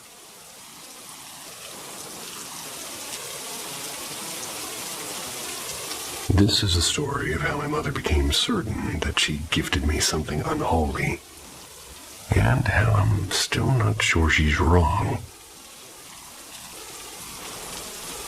Back in the mid-90s, my parents weren't your velvet-robed, candlelit Levan types. They were more of the backyard bonfire, cheap wine, and questionable powders kind of Satanists. Their late-night rituals were half seance, half chaos, and mostly chemical. They claimed to see creatures crawling out of shadows, and faces flickering in the smoke. Maybe hallucination, maybe something worse. Who can tell with that cocktail in their veins? One night, after an especially heavy session, my mother had a dream that burned itself into her life. She was drowning in a pit of black fire when a figure of pure darkness reached for her. When their hands met, she felt her soul yanked out like a thread from cloth. Beyond death, beyond even nightmare. She woke gasping, convinced that she'd brushed against something eternal and cold. The dream stalked her for years. Even awake, she'd feel a weight in the room, a predator in the corner of her eye. Within weeks, she'd abandoned the rituals. A few years later, I arrived, born in a prison hospital where she'd turned to faith between court dates and steel doors. Brutal. And for a while, the presence faded, until I was 7. That's when the dream returned to her. One last time, and not long after, I began to see him. A tall, featureless silhouette lingering in my closet, behind trees, at the bend of the hallway. Always watching me and always still. It wasn't a great year for me. I'd survived a traumatic incident, and I was stuck with an abusive stepfather, and he had been diagnosed with reactive attachment disorder. I was medicated, lonely and angry. And at first, Mom waved it off as my imagination. Then I gave him a name, Doug. Ridiculous, maybe, but felt right as I got used to his quiet company. I would tell her that Doug whispered to me, or gave me instructions.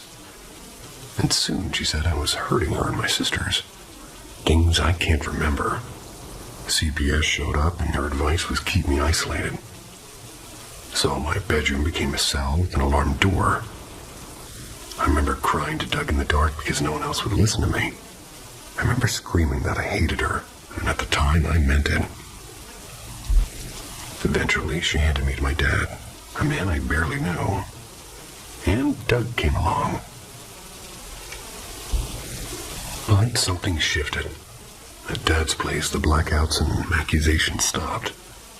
Doug stayed silent. A shadow in the corner until one year, around my 13th birthday, he simply left. I chalked it up to trauma and a mother unraveling. Maybe Doug was her excuse. Or my subconscious conjuring a friend out of the loneliness. We eventually reconciled, and she owned up to the abuse and to giving me Doug. But she still swears that he was real. For years, I filed it under family madness until 2018. My sister and I got Doug one evening, and I teased, "Better be careful. Doug might pay you a visit," and she laughed and dared him out loud. And that night she heard slow scratching at her door, and then a guttural growl. She opened it. To nothing. Cat asleep, house quiet. The next morning she called me shaken. I laughed, but the sound got caught in my throat. So that's Doug. Maybe he was trauma in a trench coat. Maybe a shared hallucination. Or maybe in the half-lit world my mother once worshipped, something really did reach out and never quite let go.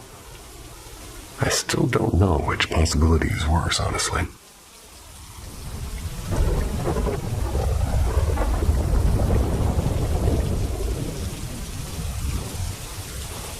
Midnight Echoes.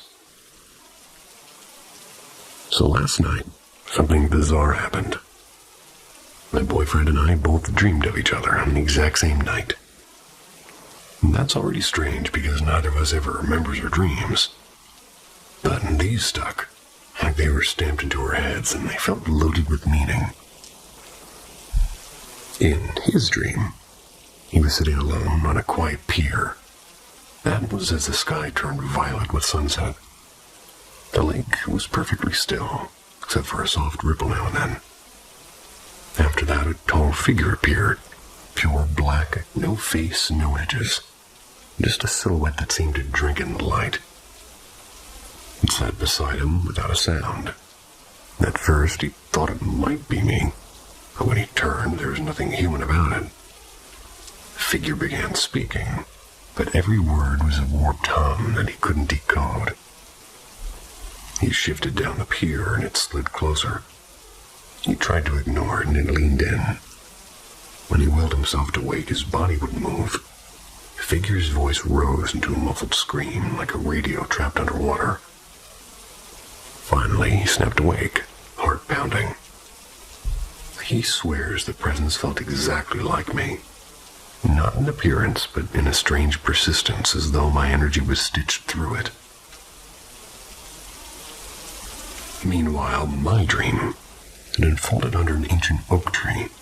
It was lit by a slow golden dusk. I was sitting on his lap face to face when the girl from high school wandered past and said something I didn't catch. I turned to glance at her. When I looked back, tears were spilling down his cheeks, and I froze. He buried his face in my neck, trembling, and I just held him. And then, without a word, he stood and began to walk away. I followed until we stepped into a vast, silent library. He never spoke again. I sat at the glowing computer screen and accidentally opened a strange file. A printer whirred to life, spitting out old photographs. Him as a child, and a faded group picture with the man I knew instantly was his father. Never seen a real photo of him, though. It wasn't that he looked like an older version of my boyfriend. It was pure, undeniable certainty. A friend from nowhere appeared at my side, glanced at the photo and murmured, "Yeah, they share the same eyes." We woke up miles apart, but with the same eerie sense of being visited with different places and different images. Yet the feeling was identical.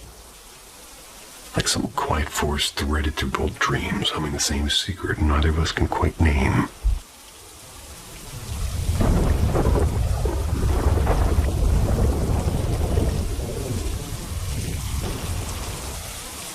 The Soldier on the Stairs.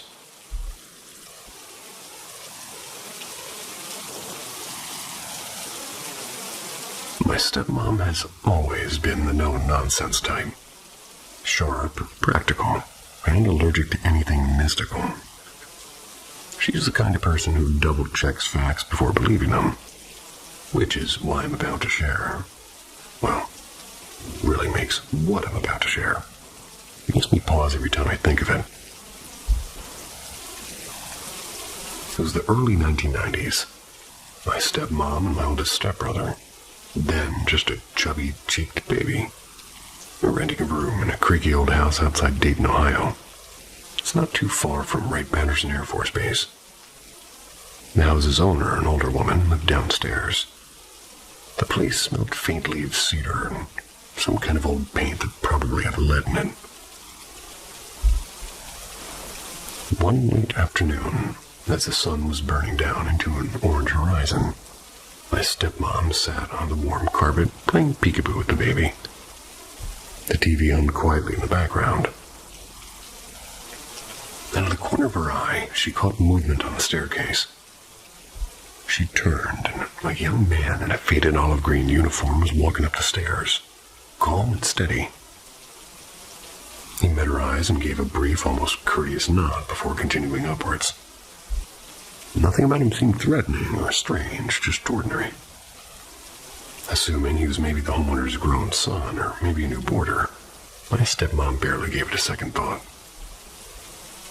Later, when the owner returned, my stepmom casually mentioned it. "Oh, your son stepped by earlier, and he went upstairs. Maybe he's resting." The woman blinked. My children haven't lived here in decades. And that night, curiosity set in. Together, they dug through local records and family histories, and what surfaced was the kind of story you expect in an old letter, not in your living room. During the First World War, a grandmother once lived in that very house. Her beloved grandson, stationed at the early aviation field that would one day become Wright-Patterson. They were deployed to Europe just weeks after America entered the war. He never came home.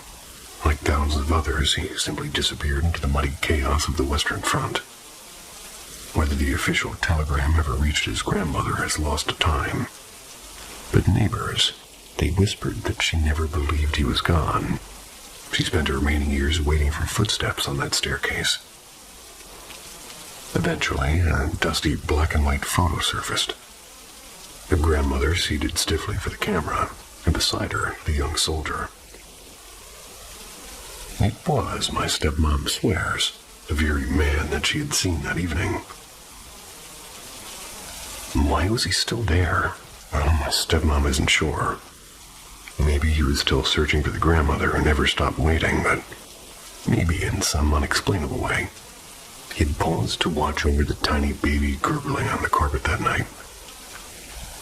Given who she is, measured, skeptical, and incapable of embellishment, there's no reason to think she invented a word of it. And I thought of this story again today, after the quiet passing of an uncle and a week of wrestling with the fear of what waits beyond life. And strangely, remembering that soldier on the stairs makes it easier to breathe. Maybe, just maybe, there's something more than what we can see.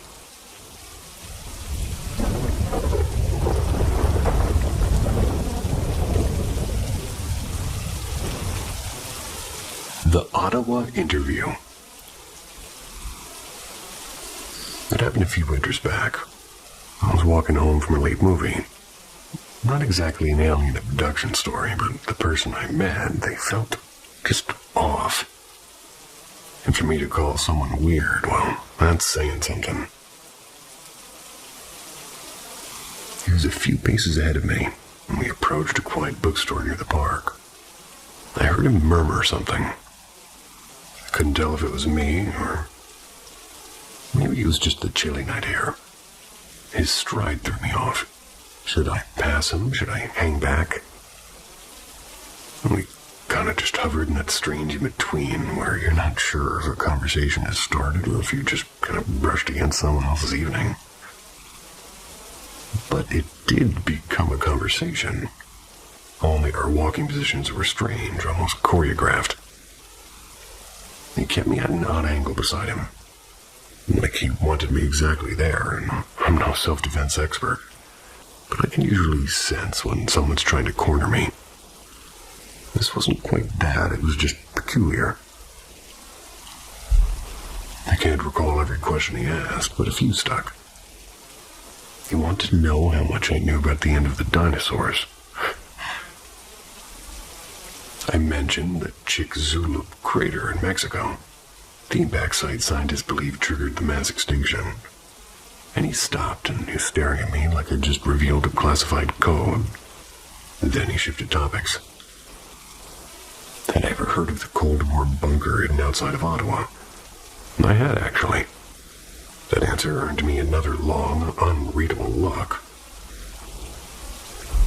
By the time we'd covered 2 city blocks, he asked me to lower my glasses, and I obliged. He seemed to be studying my pupils as if he were calibrating some private measurement. Then, with the faintest smile, he said, "Goodbye. Perhaps we'll continue next time." Slipped across the street into the dark. And here's the thing, when someone interviews you, doctor, detective, whoever, they never ask questions just to fill silence. And I'm convinced this man wasn't either. Even now, years later, it feels like a walk and, well, less like a walk. More like I'd been screened. Maybe nothing supernatural happened, but his questions, dinosaurs, government bunkers, that quiet inspection of my eyes, still make the nights kind of feel slightly tilted, as if I brushed against something outside of the ordinary. Well, you sort of did. Some people are weird.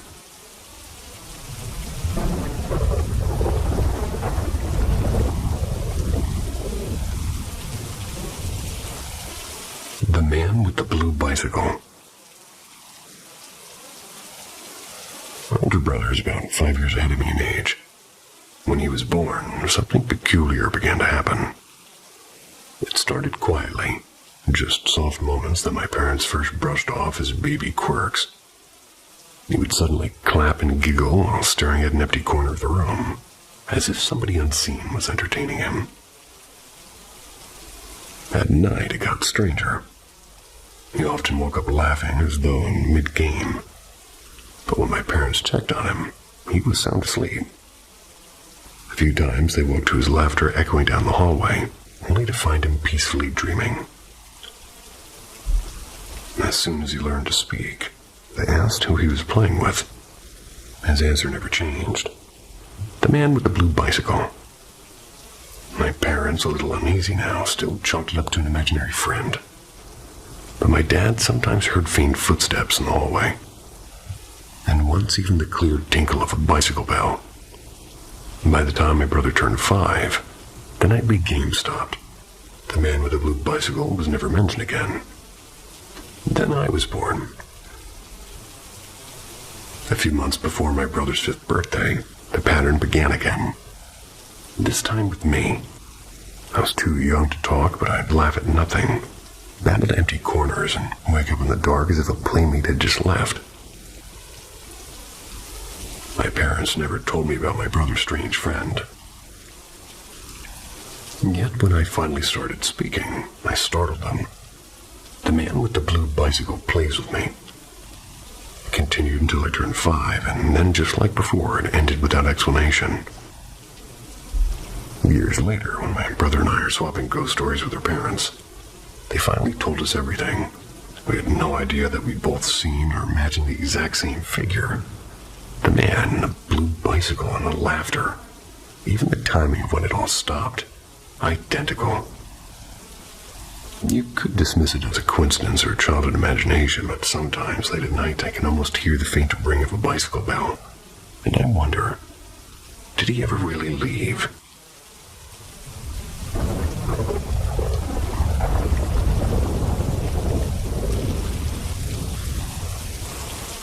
Midnight screams at the crossroads.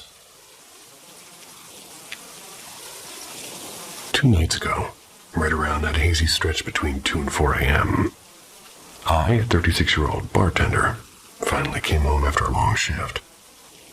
My house was quiet, except for the soft shuffle of the kids waking up when they came in, and living with me are my 16-year-old son, my 13-year-old daughter, and my best friend's 13-year-old boy.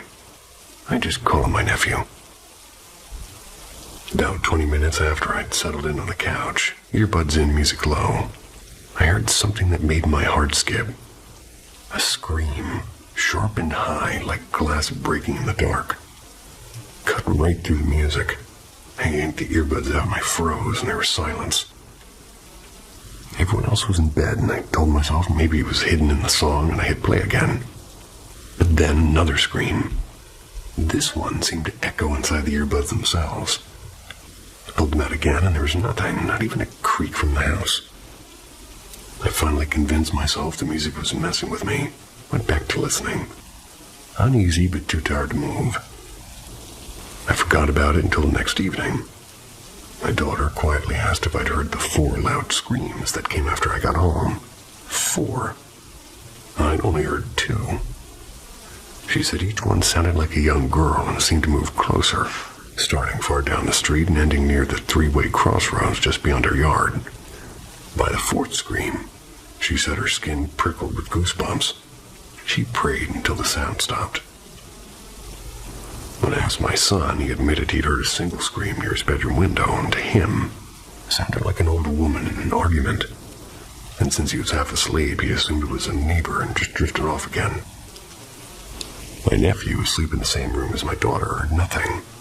Neither did the neighbors, as far as we know. But what chills me most is the detail my daughter shared that I hadn't told her. The feeling that the sound moved, closing in with every cry. I can't shake the question. If the screams weren't in the music, and not everyone in the house heard them, what exactly moved through the night outside her home? And why did it stop only when somebody prayed?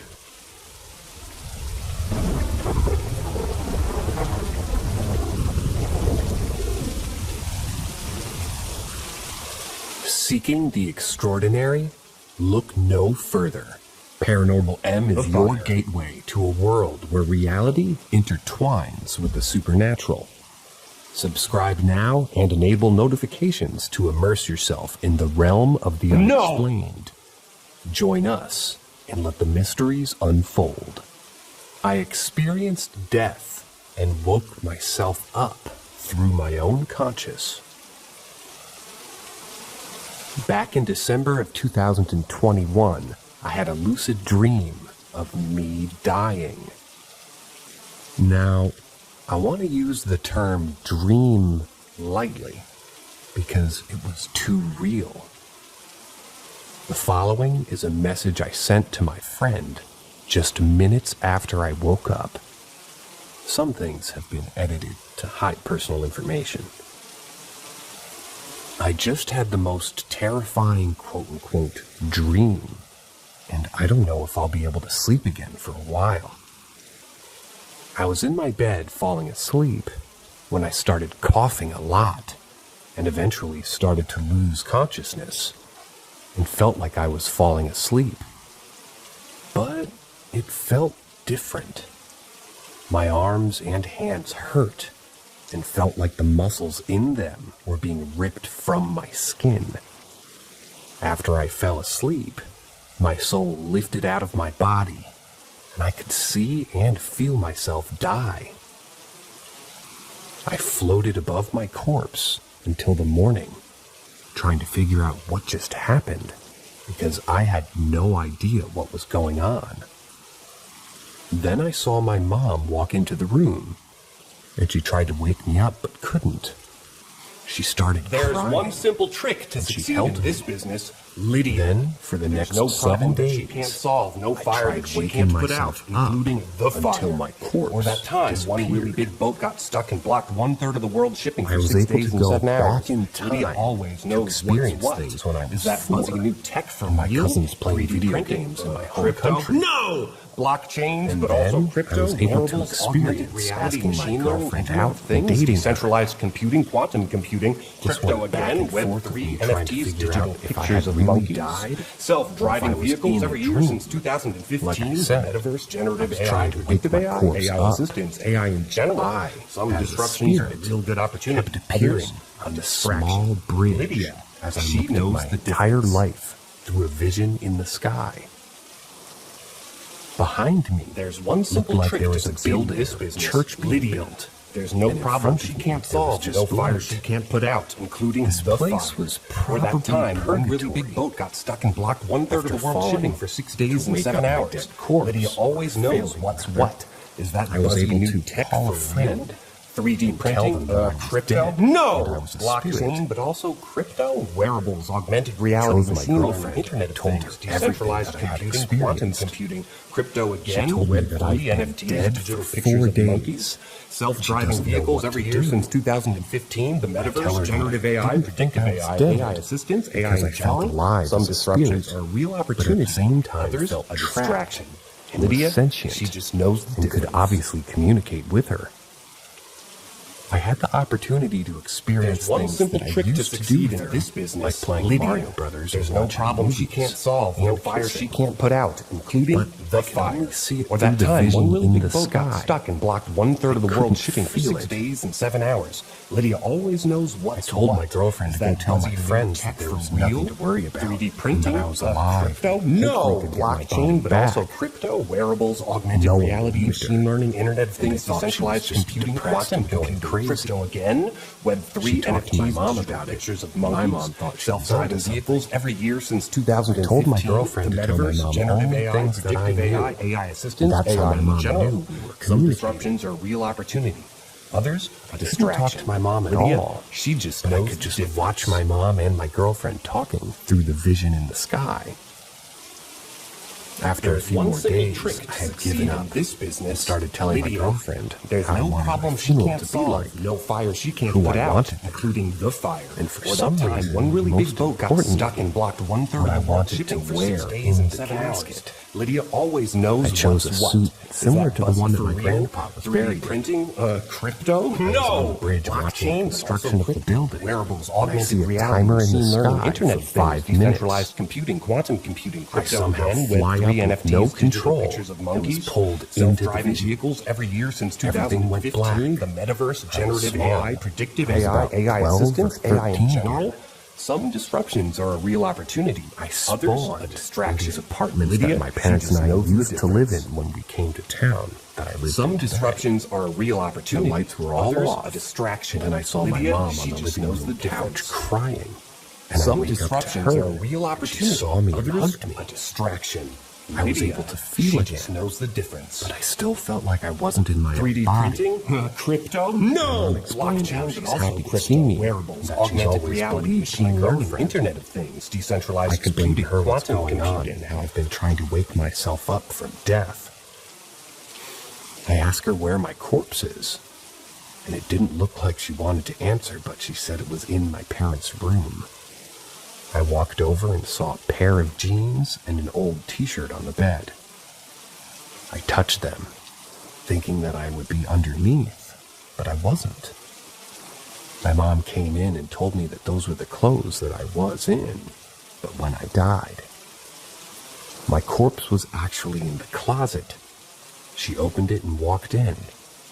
I looked to my right, and I saw a pair of jeans and shoes propped up on a shelf. I felt them, and I was able to feel my legs.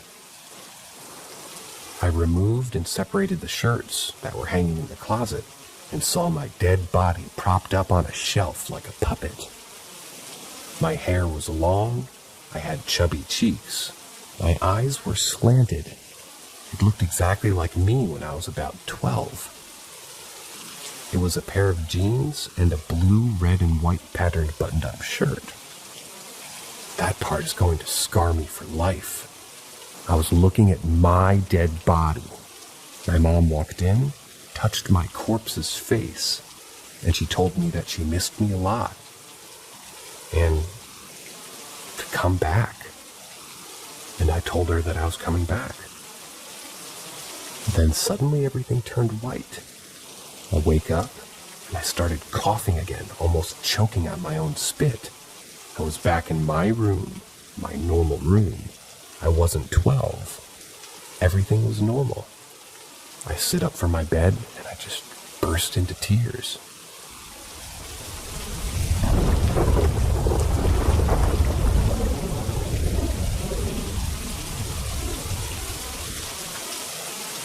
I moved into a new barracks room in the military after I transferred commands. I was only there for 2 weeks. I was waiting on my marriage certificate to be verified by my command, so that way I could get a place of my own out of town. The first night I slept there, I had just spent a 12-hour day at work, and probably another 6 to 8 hours moving all of my belongings over from my previous room, so I was very pooped. I laid down, and as I was about to drift off, I heard my name being screamed at me in both ears, but almost like a whisper. It immediately jolted me awake, but I was in a state of sleep paralysis and unable to move. and went on the rest of the night until the sun came up. I wrote the experience off as just being extremely sleep deprived. The next night, as I lay down to sleep, my closet door swings open and my lights automatically turn on inside. Now, this was easy to dismiss, seeing as most of the doors in military housing I've lived in have always swung open or shut in some capacity. Also, the lights were motion activated. But the weird thing was I could open the door all day long and the lights wouldn't activate. I would physically have to step inside to get them to register my movement. At this point, I'm a little creeped out, but it seems coincidental to me. My bed in the room had drawers underneath that could be swung open for storage. My third night there, I was about to fall asleep when they swung open and slammed shut by themselves. I noped the fuck out of there and stayed at a friend's for the remaining week and a half.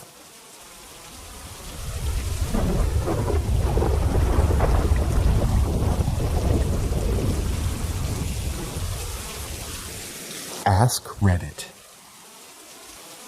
This will probably be buried, but I lived in a haunted house in Wyerton, West Virginia. After my divorce, I lived alone with a husky wolf mix in a 3-bedroom house on a hill alone. Working the oil fields were mostly out of the house, no big deal. While on my days off, I started noticing something was off. I would buy 2 packs of cigarettes, get home, put them on the counter. A day later, my second pack would be gone. No big deal, thinking I smoked them. I would run into town and get more. At this point, it became more frequent. I started keeping better track of leaving a tally sheet. In 1 week, 3 packs were unaccounted for. I went back on rotation and 3 packs were laying on my pillow unopened. That was a bit weird, but no big deal, so I wrote it off. Then I noticed laundry missing a few random pairs of jeans that weren't hanging with the rest. Once again, I didn't think much of it. Went to work, came home, they were on the bed. That's where I started getting uneasy.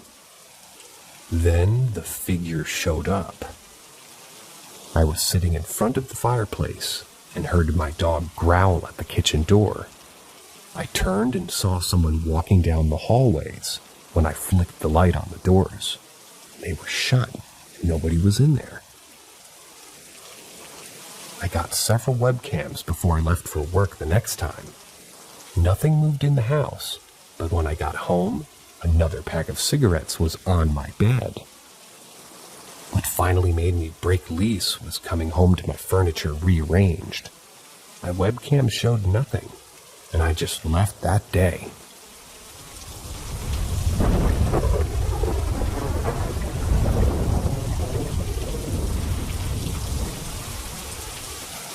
Open cupboard doors.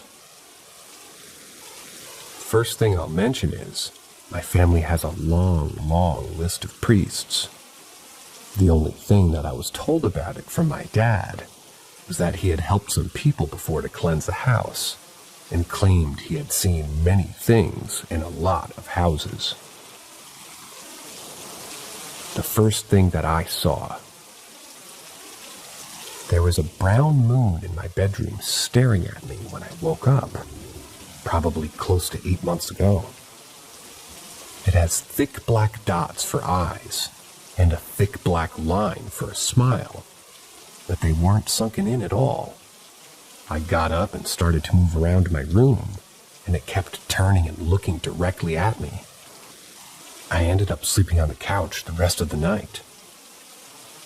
The second thing I saw, I was on my PC watching some video a few weeks ago.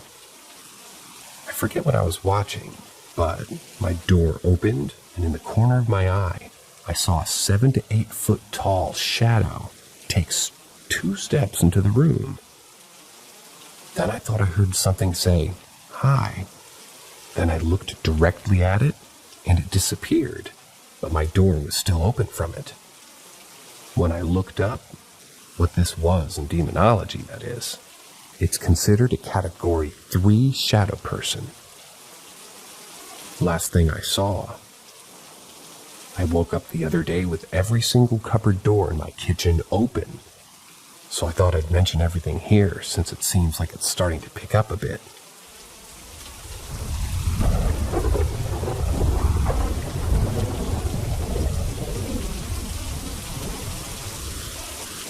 An unknown woman walked right past me, and I still don't know who she is.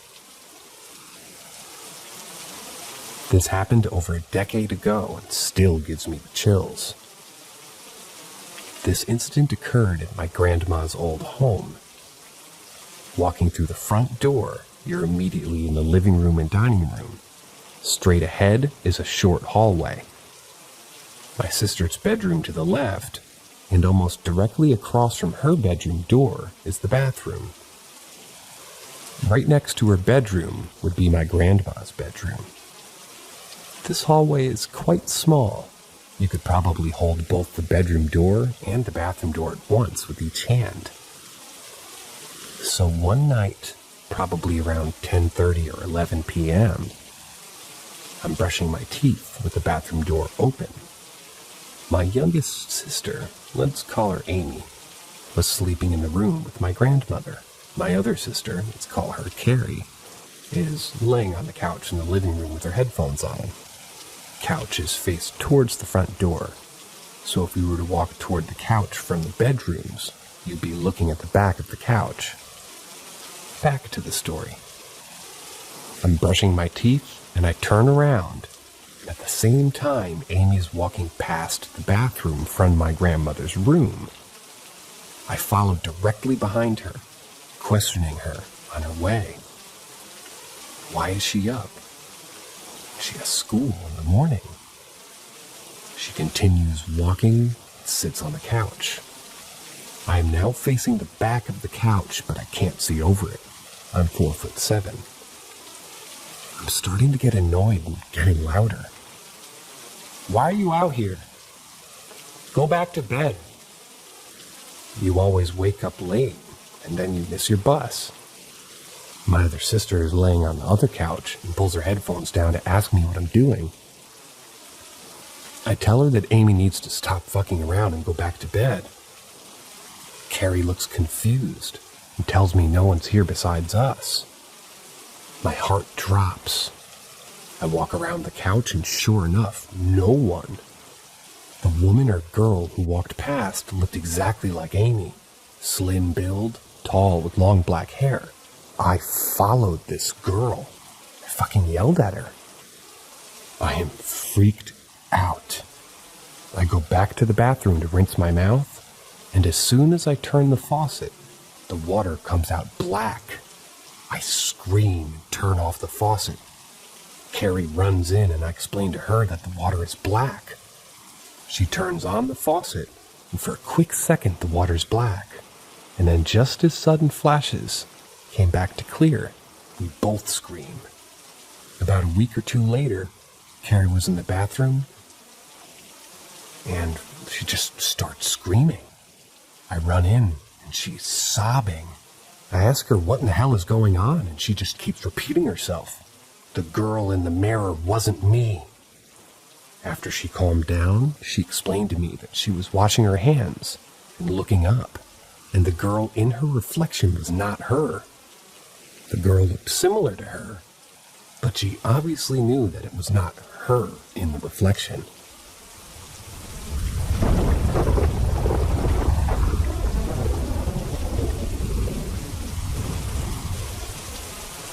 Mother Dearest. I want to preface this by saying that I'm a skeptic, and I have been my whole life. But this event stands out as an unexplained experience that's terrified me for a long time. This is a long story, so bear with me, please. In between my freshman and sophomore year, I moved to a new house. We had 3 bedrooms and 2 bathrooms. The master bedroom belonged to the couple who lived there prior, and the other two belonged to their son and a guest if needed. I got the son's old room. The reason the house was for sale was because the man and his son were looking for a smaller house, as the mother had passed away. From what? I have no idea. The first couple of days to weeks in the house, I had awful headaches. Didn't really think much of it at the time, since migraines are a common thing in my family, especially my mother and myself. The following events took place over the next 2 to 3 years and got worse over time. Some days, I'd come home and take a nap after class, for about 1 or 2 hours usually. On more than a few occasions, I had horrible nightmares, and then one day they stopped, and I would be standing in my room watching myself sleep. My room was exactly how everything was laid out normally. For example, if I put my backpack at the entryway of my door, it was there and I could physically see it. I was just watching myself sleep, which was almost eerie. After a few minutes, I'd see something moving up my bed and feel pressure on my neck. I could feel my chest holding the weight of something heavy. I could feel everything, and I remember vividly being slapped or punched by something. On more than one occasion, I had marks on my neck and arms from where I was choked or scratched or punched. I experienced this until I moved out of the house when I was 21. My only explanation, if it's paranormal, is that the entity I was dealing with was the mother, who passed away in the home years prior to my arrival. Perhaps it was because I was in the son's room and I was unwelcome. No one else to my knowledge had any wild experiences other than the occasional open cabinet or door being ajar.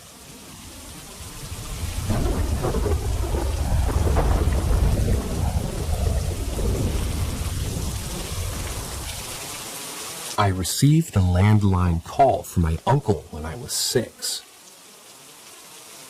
Back then, we received a phone call on our landline while I was watching a cartoon and my mom was in the garden smoking.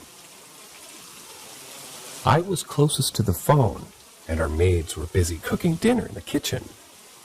This takes place in the Philippines before we moved away. I answered the call, and my mom overheard me talking to someone on the phone through a small screen in the garden. Curious, she came inside to inquire about the caller and intended to take the call from me. It turned out I was talking to my Uncle Darwin, and he wanted to speak to my mom. I handed her the landline and returned to the sofa to continue watching my cartoon, thinking nothing of it. Now, at the age of 23, my mom revealed the rest of the story that she had kept from me as a child. When she took the phone from me, all she heard was static. Perplexed, but not giving it much thought, she ended the call and went back to the garden. Later that evening, she called my uncle to ask why he had called, but he never answered. The following day, my mom received a call from my uncle's girlfriend, or fiancé at the time, who was crying. She informed my mom that my uncle had passed away the day before in a car crash. Apparently, he'd been celebrating passing a board exam with a friend, and being quite drunk, got into a fatal accident while being driven home. He sadly died on impact. This whole experience makes me wonder whether my uncle's ghost I had made contact with called us from the landline, and what his purpose was. My mom speculates that he might have just wanted to say goodbye before moving on. Learning the full story has left me both freaked out and fascinated. Have any of you ever had a similar experience? Because man, that was really freaky. Rest in peace, Uncle. I might not have known you that well because I was a child at the time, but I heard from my mom that you adored me and spoiled me, and I used to call you Tito DD.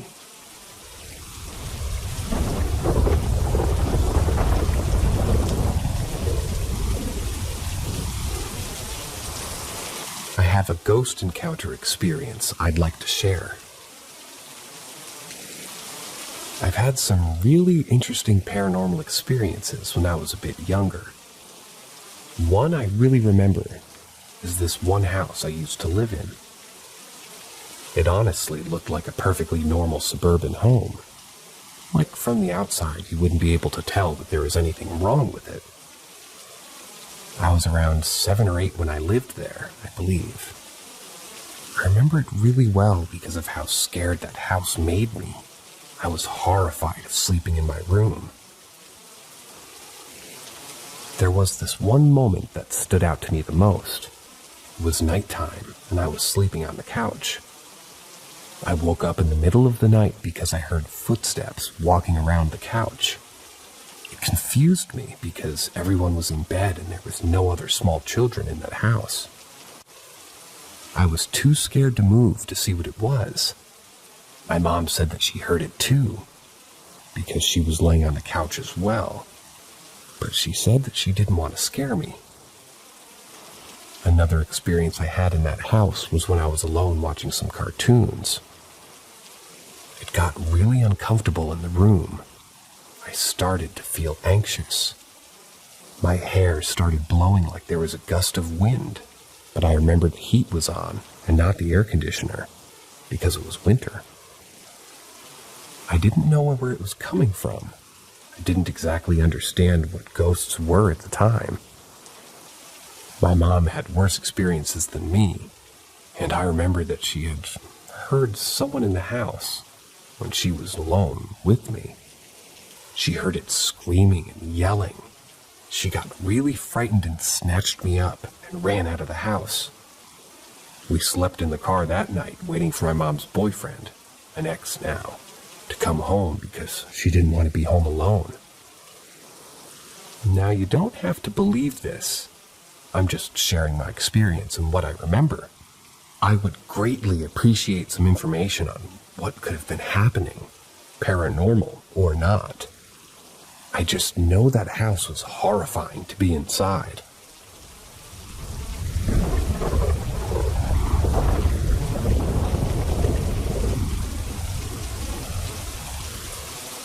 Only 2 paranormal encounters in my life.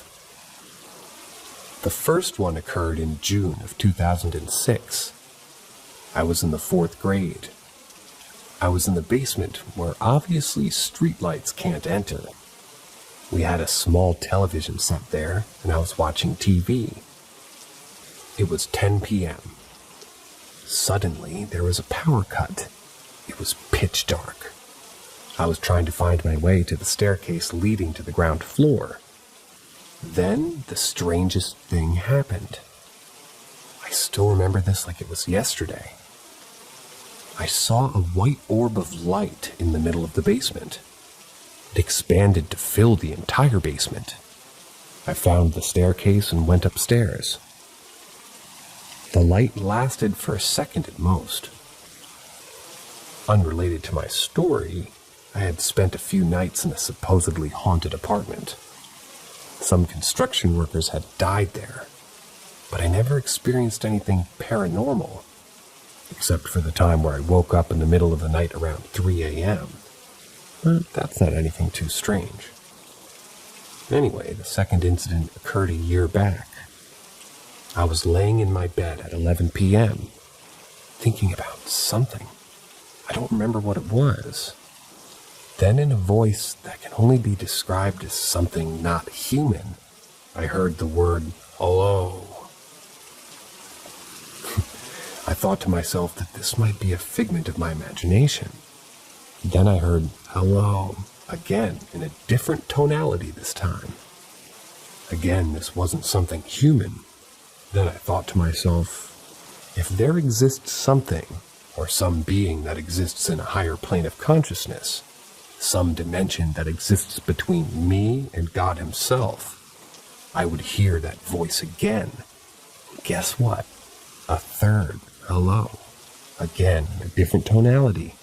Again, something that was definitely not human.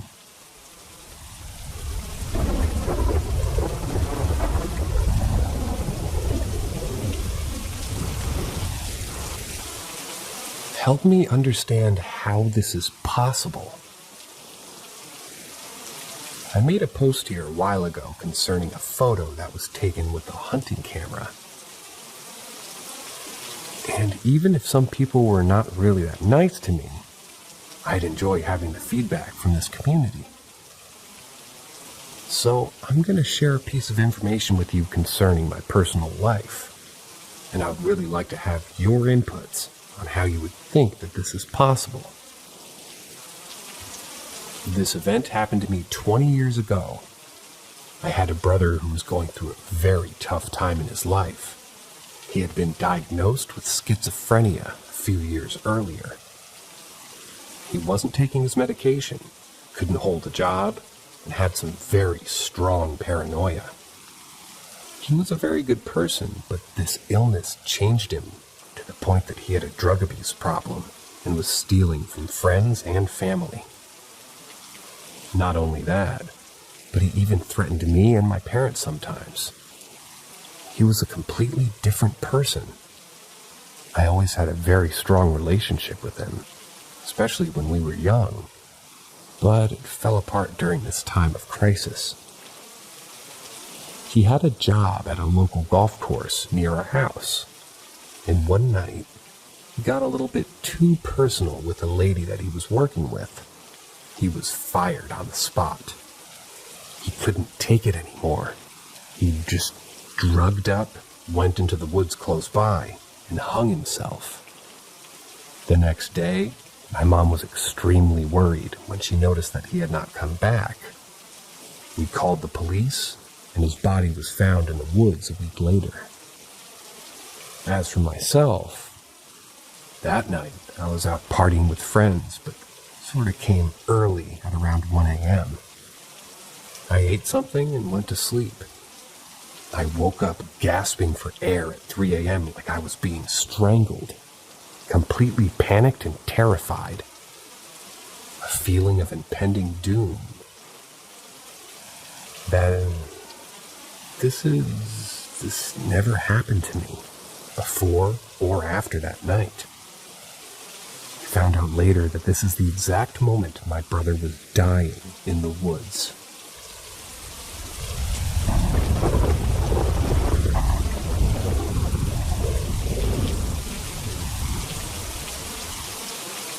I had my first encounter with the paranormal.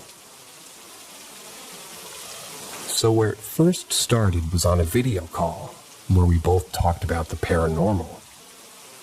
My boyfriend showed me his doll and an EMF meter beside it. Here and there were some little spikes on it. I played it off by saying the lamp above or even his router could reproduce those spikes as well, because he didn't shut down the electronics in his place. Many times he showed me those spikes. It was a bit freaking me out at first. So as soon as I got to his place, I sat down on his bed, and the first thing that came into my mind was, "Where's that doll?" He looked at me and said, "Yeah, it's in my bed."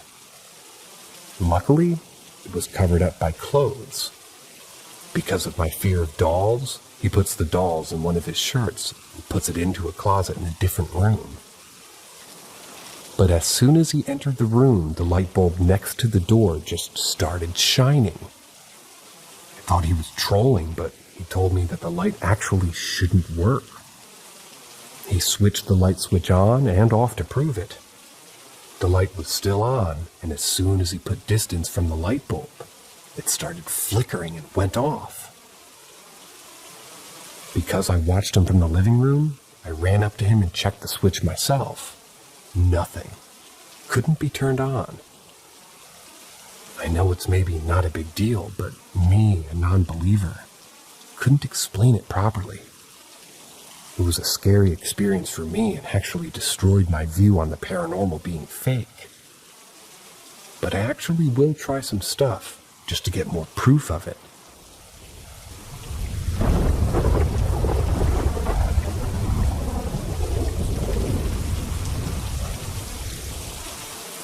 Boyfriend's ghosts doesn't like me. I need help. My boyfriend's house is haunted, but I'm unsure if it's an evil spirit or a good one. His sister and mom have told me about encounters that have happened. Hearing footsteps, seeing shadows, feelings of being watched. His sister's also encountered strange things in his house after doing a Ouija board. A black shadow walking closer to her as she tried to sleep, and a black mass forming in the corner of her mom's bedroom, which she dreamt about, but her mom saw as she was awake. However, she did do the Ouija board in a different house. There are many more stories, but I'm mainly focused on this spirit interacting with me. In the past, when staying in his house, I've woken up with scratches on me. I wasn't too bothered, but he said that it wasn't him, and I knew it couldn't have been me, as it was out of reach. Another night, me and my boyfriend were out for the night, and we left around 8 p.m. and we came back around 12 a.m. And his sister said that she thought that we were just home, as she heard me speaking and the TV on coming from his bedroom. And she was kind of annoyed because she thought that he'd left me alone. This freaked me out a bit, as it was mimicking my voice, and she said that she was certain it was me. However, tonight has really freaked me out. Earlier, I fell asleep while my boyfriend played Xbox, and I woke up to him scratching my back really hard. I was facing away from him. So I turned around and said something like, "Can you stop scratching my back so hard?" To see him sitting at the side of his bed, I could see his arm was like on my back, and he was facing towards me, but his body was facing towards his TV. He said something to me in response, but I can't remember what he said. I just turned over and went back to sleep. In about 5 to 10 minutes, he woke me up by walking through the bedroom door and asked me if I wanted food that he just made. Turns out he wasn't in the room at all, and he assured me that he didn't scratch me as he was downstairs making food for about 20 or 30 minutes or so.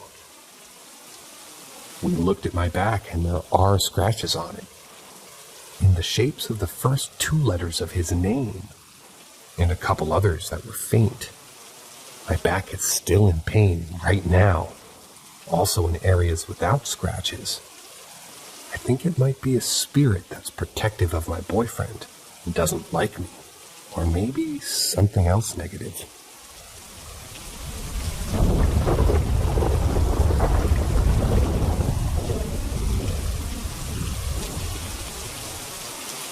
Anyone else encounter Orange Man?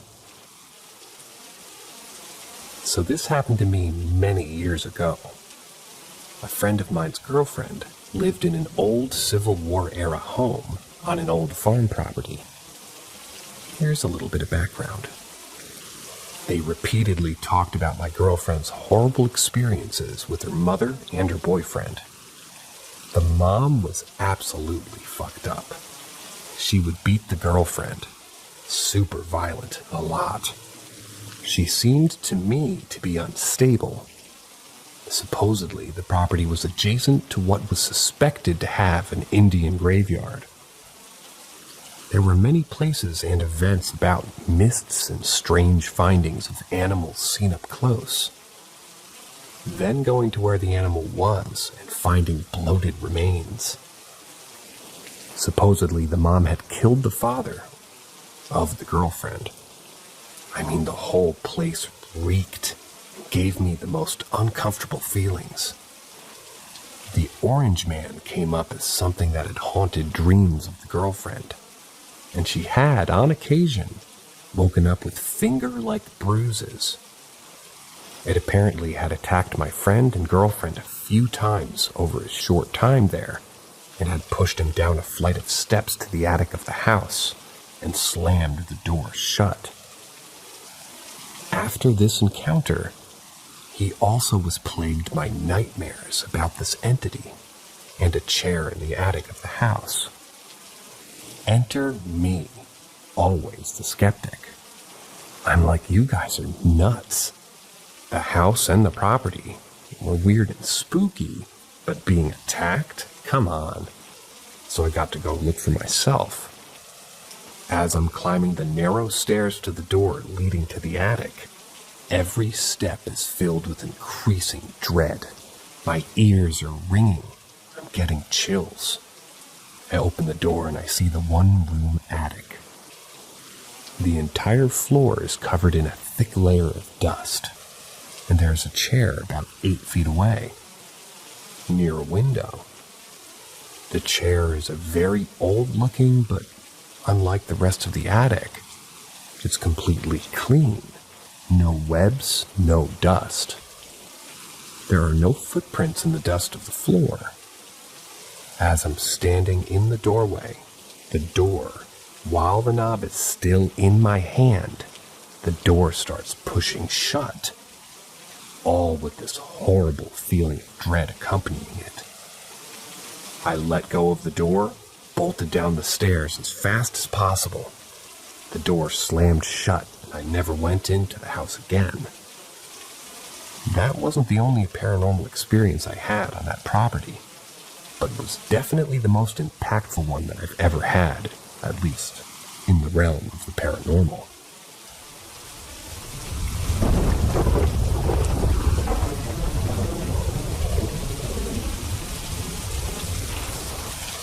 Singapore checking in. The older generation, the baby boomers and the Gen X, generally are more superstitious, and the Chinese community here still follows the quote-unquote hungry ghost festival. Every 7th month of the lunar, which is the Chinese calendar, for a whole month, people burn incense papers for the dead, hold huge performances for them, with the front row seats empty for these spirits, and generally become more wary about going home late, because it's rumored that during this month, the gates of hell open and the spirits are free to roam. Otherwise, though, the majority of Singaporeans do not follow superstitious rites in most areas of their lives. We don't have bamos or spirit doctors, and mostly do not trust the word of palm or tarot readers. The younger generation is even less superstitious and prefer to reject our parents' notions and superstitions. What is interesting, though, is how the government deals with this. Singapore is as secular as it gets, but the Singapore Armed Forces, SAF, the crest is rumored to have been preyed on by all the major religions, and is therefore safe from the occult. The crest is also present on most SAF shirts, so that it's said to protect us, as many army camps in Singapore are rumored to be haunted by the remnants of World War II. Our late Prime Minister, Mr. Lee Kuan Yew, did not officially have a religion, but it is said that he always consulted a priest before all major national decisions, and followed the priest's advice.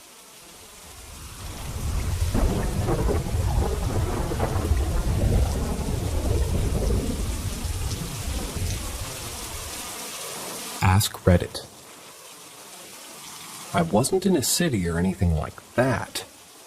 I was in a very lucid fucking dream. But it didn't feel like it for almost all of it, till after I woke up. So I was in this vivid city.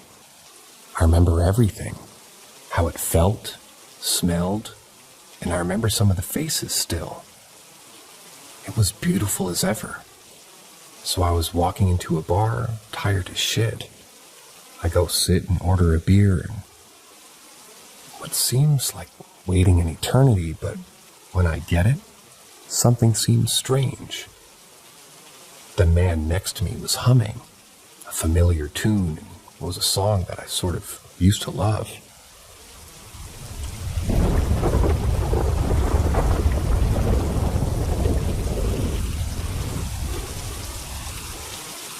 On our honeymoon trip to Japan, my husband and I did a few cultural excursions where our tour guide gave us a brief explanation of the different ways to practice at shrines and temples via praying.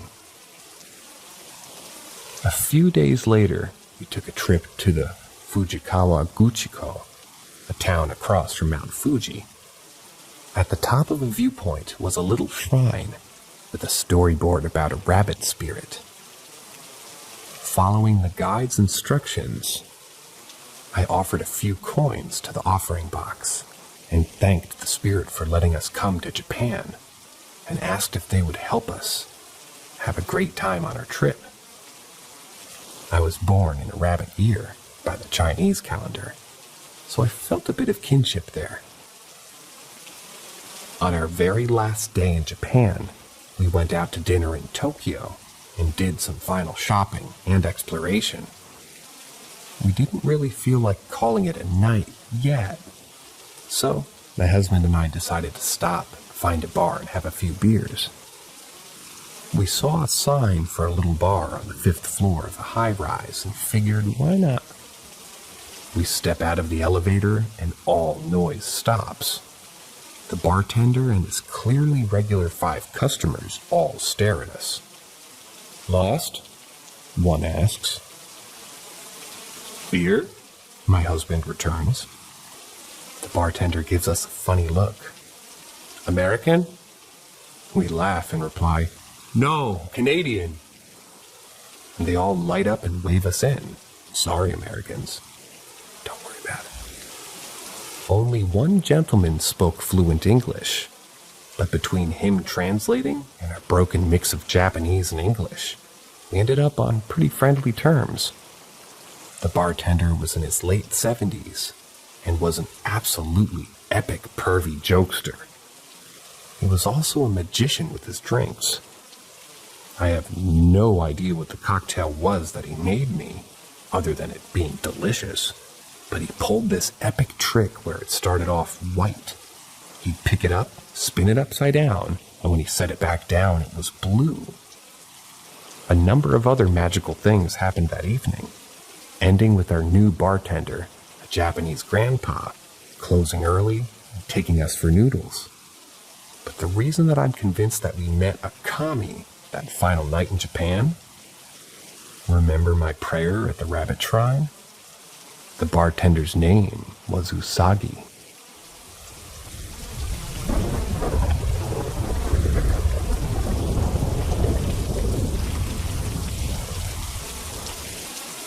The Pink Lady. Ask Reddit. I call her that because she always wore bright pink and her skin was also very pink. I used to drive to a park that was near me, run around it for about an hour, and then drive home. One year on the hottest day of the year, I saw this woman who was somewhat overweight, and I'd never seen her before. I remember thinking that on a 98-degree day, what a terrible day to start going out for walks or jogs or whatever.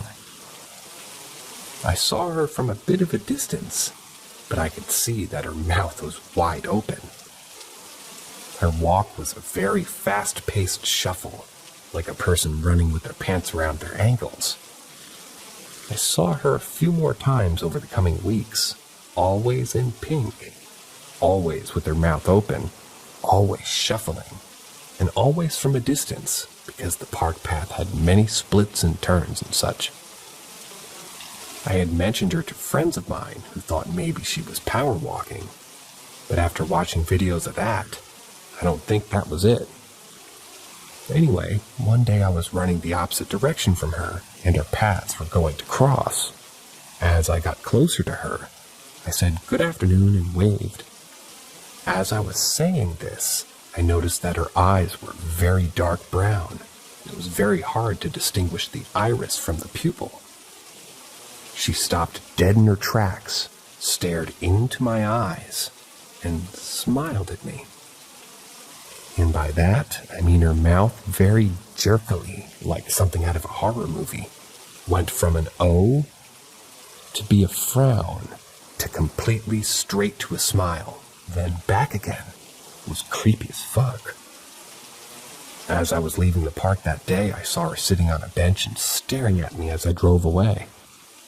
Never saw her again.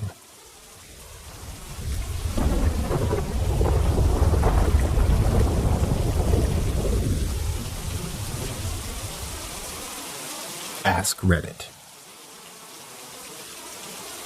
I used to work at a Ben & Jerry's a few years ago. I had an opening shift, and usually things are slow up until around 3, when the nearby high school rings the last bell of the day.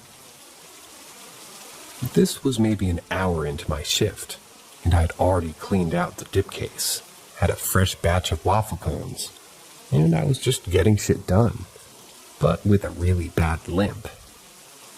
Quick backstory. Growing up, I was pretty athletic. T-ball, volleyball, softball, martial arts, dance. So being an athlete, plus breaking 9 bones, 3 concussions, and dislocating my knee 3 times. Yeah, I know. Obviously took a toll on my body. I'm 26, but I've had the bones and joints of a 60-year-old. Anyway, that particular day, since I had waken up with my knee really bothering me, I even took my brace to work. Being the only one on shift and having to walk back and forth so much honestly wasn't helping. Then a group of maybe 4 people walked near the entrance of the shop. They looked maybe mid-20s, early 30s. It was 2 guys and 2 girls. Just the girls walked into the shop. I don't remember their order anymore, but when I handed the scoop of ice cream to the second friend I was ringing up, I told her to have a nice day and turned to walk back to my task. I tried hiding my limp the whole time, just because I didn't want to be hopping around while ringing them up. Then she called me over and said it seemed like I was in pain. I downplayed it and said that it was nothing, but it was like she knew how much pain I was in. She had a heavy accent. Couldn't make out from where, but I understood that her and her friends liked to travel. Inaudible, italicized. Then asked if it was okay to hold my hand and say a prayer. I thought it was a bit strange, but she just made me feel so comfortable with her. I couldn't say no. She held my hand, and in mid-prayer, I swear I felt the pain literally lift off my knee. It was amazing. I asked her name, and she gave it to me, but now for the life of me, I can't remember it. I think it started with an M, but I don't know. This was in like 2015, 2017. But since that day, my knees never bothered me again. I'll never forget her.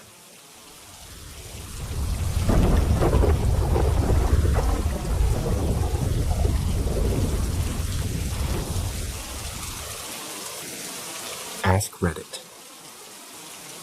Back in 1997, I was aged 8.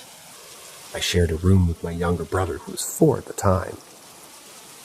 We used to have our grandparents over for dinner most nights, and it wasn't uncommon for them to stay long after we had gone to bed.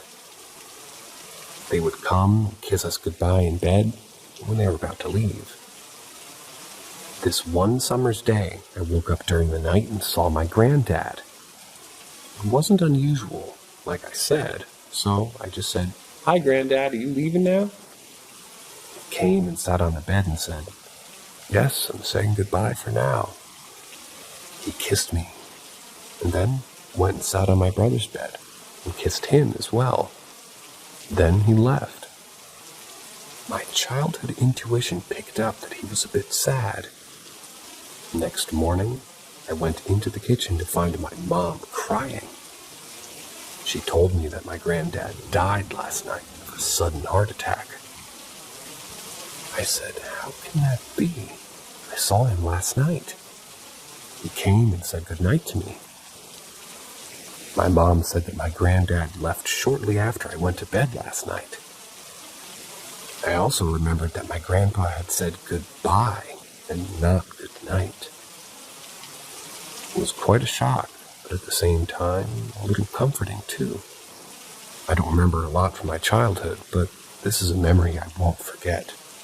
Night shift experience. I'm a CS in the USN, working at a gallery in the States, and I've been working an overnight shift, generally 1,700 hours to 500, for the last couple of months. It's supposed to be a fire watch, because the fire alarm in the galley is busted, and they need people to stay overnight in case it randomly goes off, or whatever. But they were throwing the first idea for a round for a primary candidate, because since I'm the only SN who lives on base.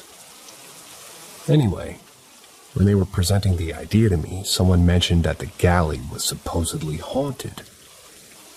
And I don't think that they were just saying that to scare me, as I remember somebody saying that a while back around the time when I first arrived at the base. I'm not really afraid of the dark or being alone, so I don't really mind it. And I'm not a strong believer in ghosts. But around the first couple weeks I'd been working this shift, I heard and seen a few things that make me doubt myself. One instance, I'd caught up on a good amount of work that they had asked me to do overnight. So I went to use the bathroom and kind of just sat there bullshitting on my phone, and I hear the bathroom door open, and it's a decently heavy door and makes a pretty distinct sound when somebody pushes it open, and it really scared the hell out of me. Another time, when I was walking into the bathroom, I passed the room where we clean dishes used by customers, plates and trays, and it literally sounded like someone slamming two metal pans together repeatedly. Other than that, it's just a lot of seeing shit move out of the corner of my eye, or hearing weird noises I can't explain. It's been pretty calm for the last month, though.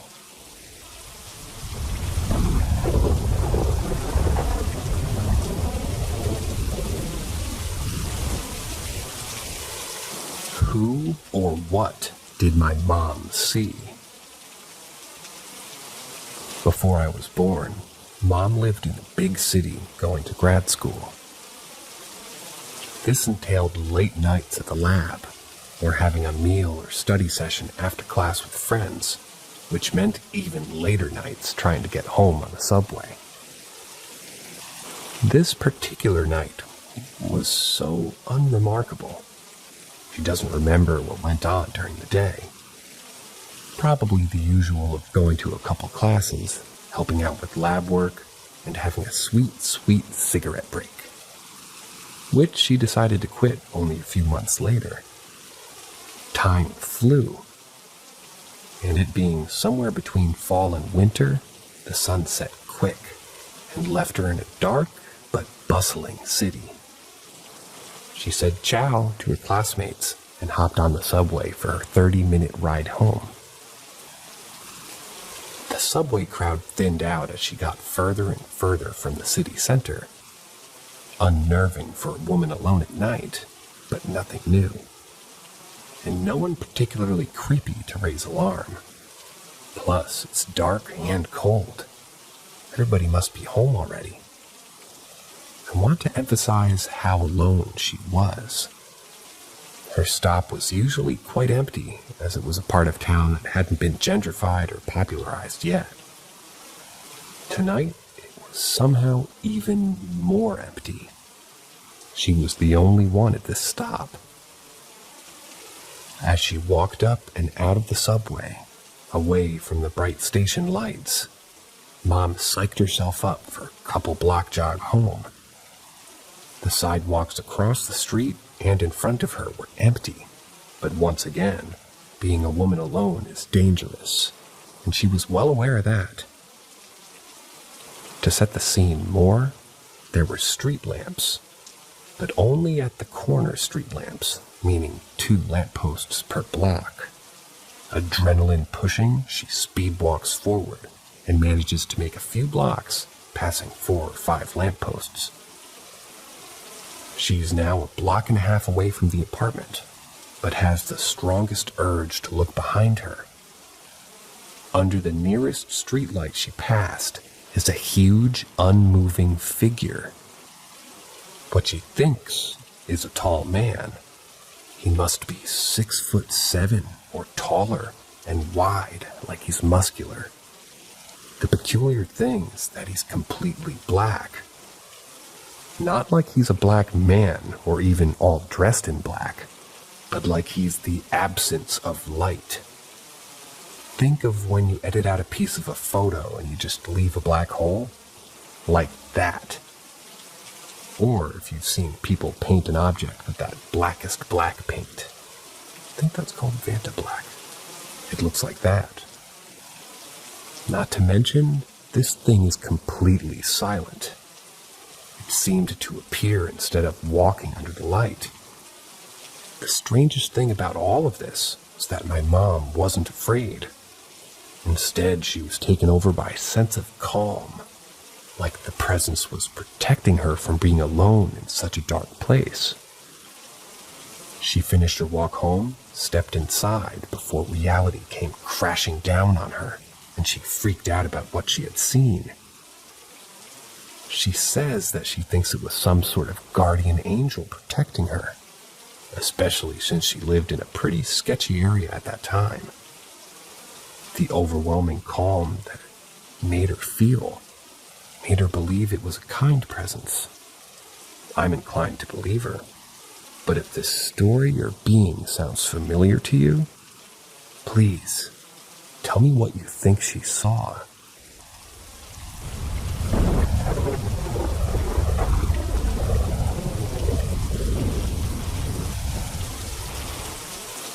When I was young, I saw a female spirit while fully awake, and here are the details. When I was about 17, around that time, I had to play an online game called Lineage 2 for about 15 hours a day to get more in line with others.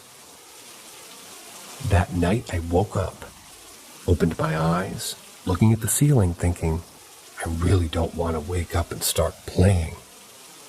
Resisted some time, and then I rolled my head to the right. I used to sleep in the living room. I saw a blonde, short-haired female with a red dress and a white blouse floating in the middle. My heart pounded very fast. My vision went like an old TV without a signal. Not by fear, as I had no fear of that kind of thing. At that moment, I was thinking, is this just my illusion? If it is, it should follow where I look. And then rolled to the left side, which is where the toilet is. My heart slowed down. My vision returned to normal almost instantly. And I thought, okay, now look back to the bedroom again and see what happens. The vision and the heart debuff restarted. And the moment I looked back to the bedroom, I wanted to see more clearly. I force opened my eyes even more, and then she just flew off the window. The curtain even lifted up. I sat up right away, and I was like, wow, is that an intruder? I walked to check the windows and realized there were no windows open. I was thinking for days on that matter. Then I remember what I've done to possibly trigger this to happen. In Macaw, there is one day or days that Chinese people tend to burn or throw yellowish paper to the ground for the dead. And I stepped on one of those papers. My friend even said, "Oh, you stepped on a paper." And I was like, it doesn't scare me. Maybe that was a mistake.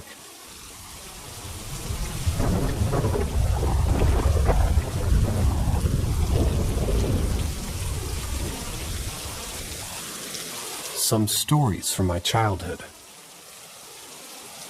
Every year we would take a family vacation to the next province, over to visit my grandparents. My aunt would watch her home and pets for us every year. In one year, she was on the phone with my mom, just chatting about how everything was, when she paused. My mom asked if she was still there. My aunt said, "It's just me here, but I swear to God, a black shadow with a hat and a trench coat just walked through your house." She was outside with the dogs while she had a smoke and saw the man walk through the kitchen. My aunt saw it, my mom saw it, my grandma saw it, I saw it once. I think even a concerned neighbor asked about it one time. I'm not sure about the biological father's side, but I'm not really in contact with them that much. I don't believe it's connected to the other Shadow Man, purely because at that event, I felt such a huge sense of dread and fear that I felt like I needed to flee. But when I saw the Hat Man, he just was. It wasn't good or bad. He just passed by in the living room. A more recent story now, but when I was 17 or so, I moved into the basement. The basement was my room up until my mom, G, and I had moved just over a year ago. When I was 19 or so, I started dating a guy I met at work.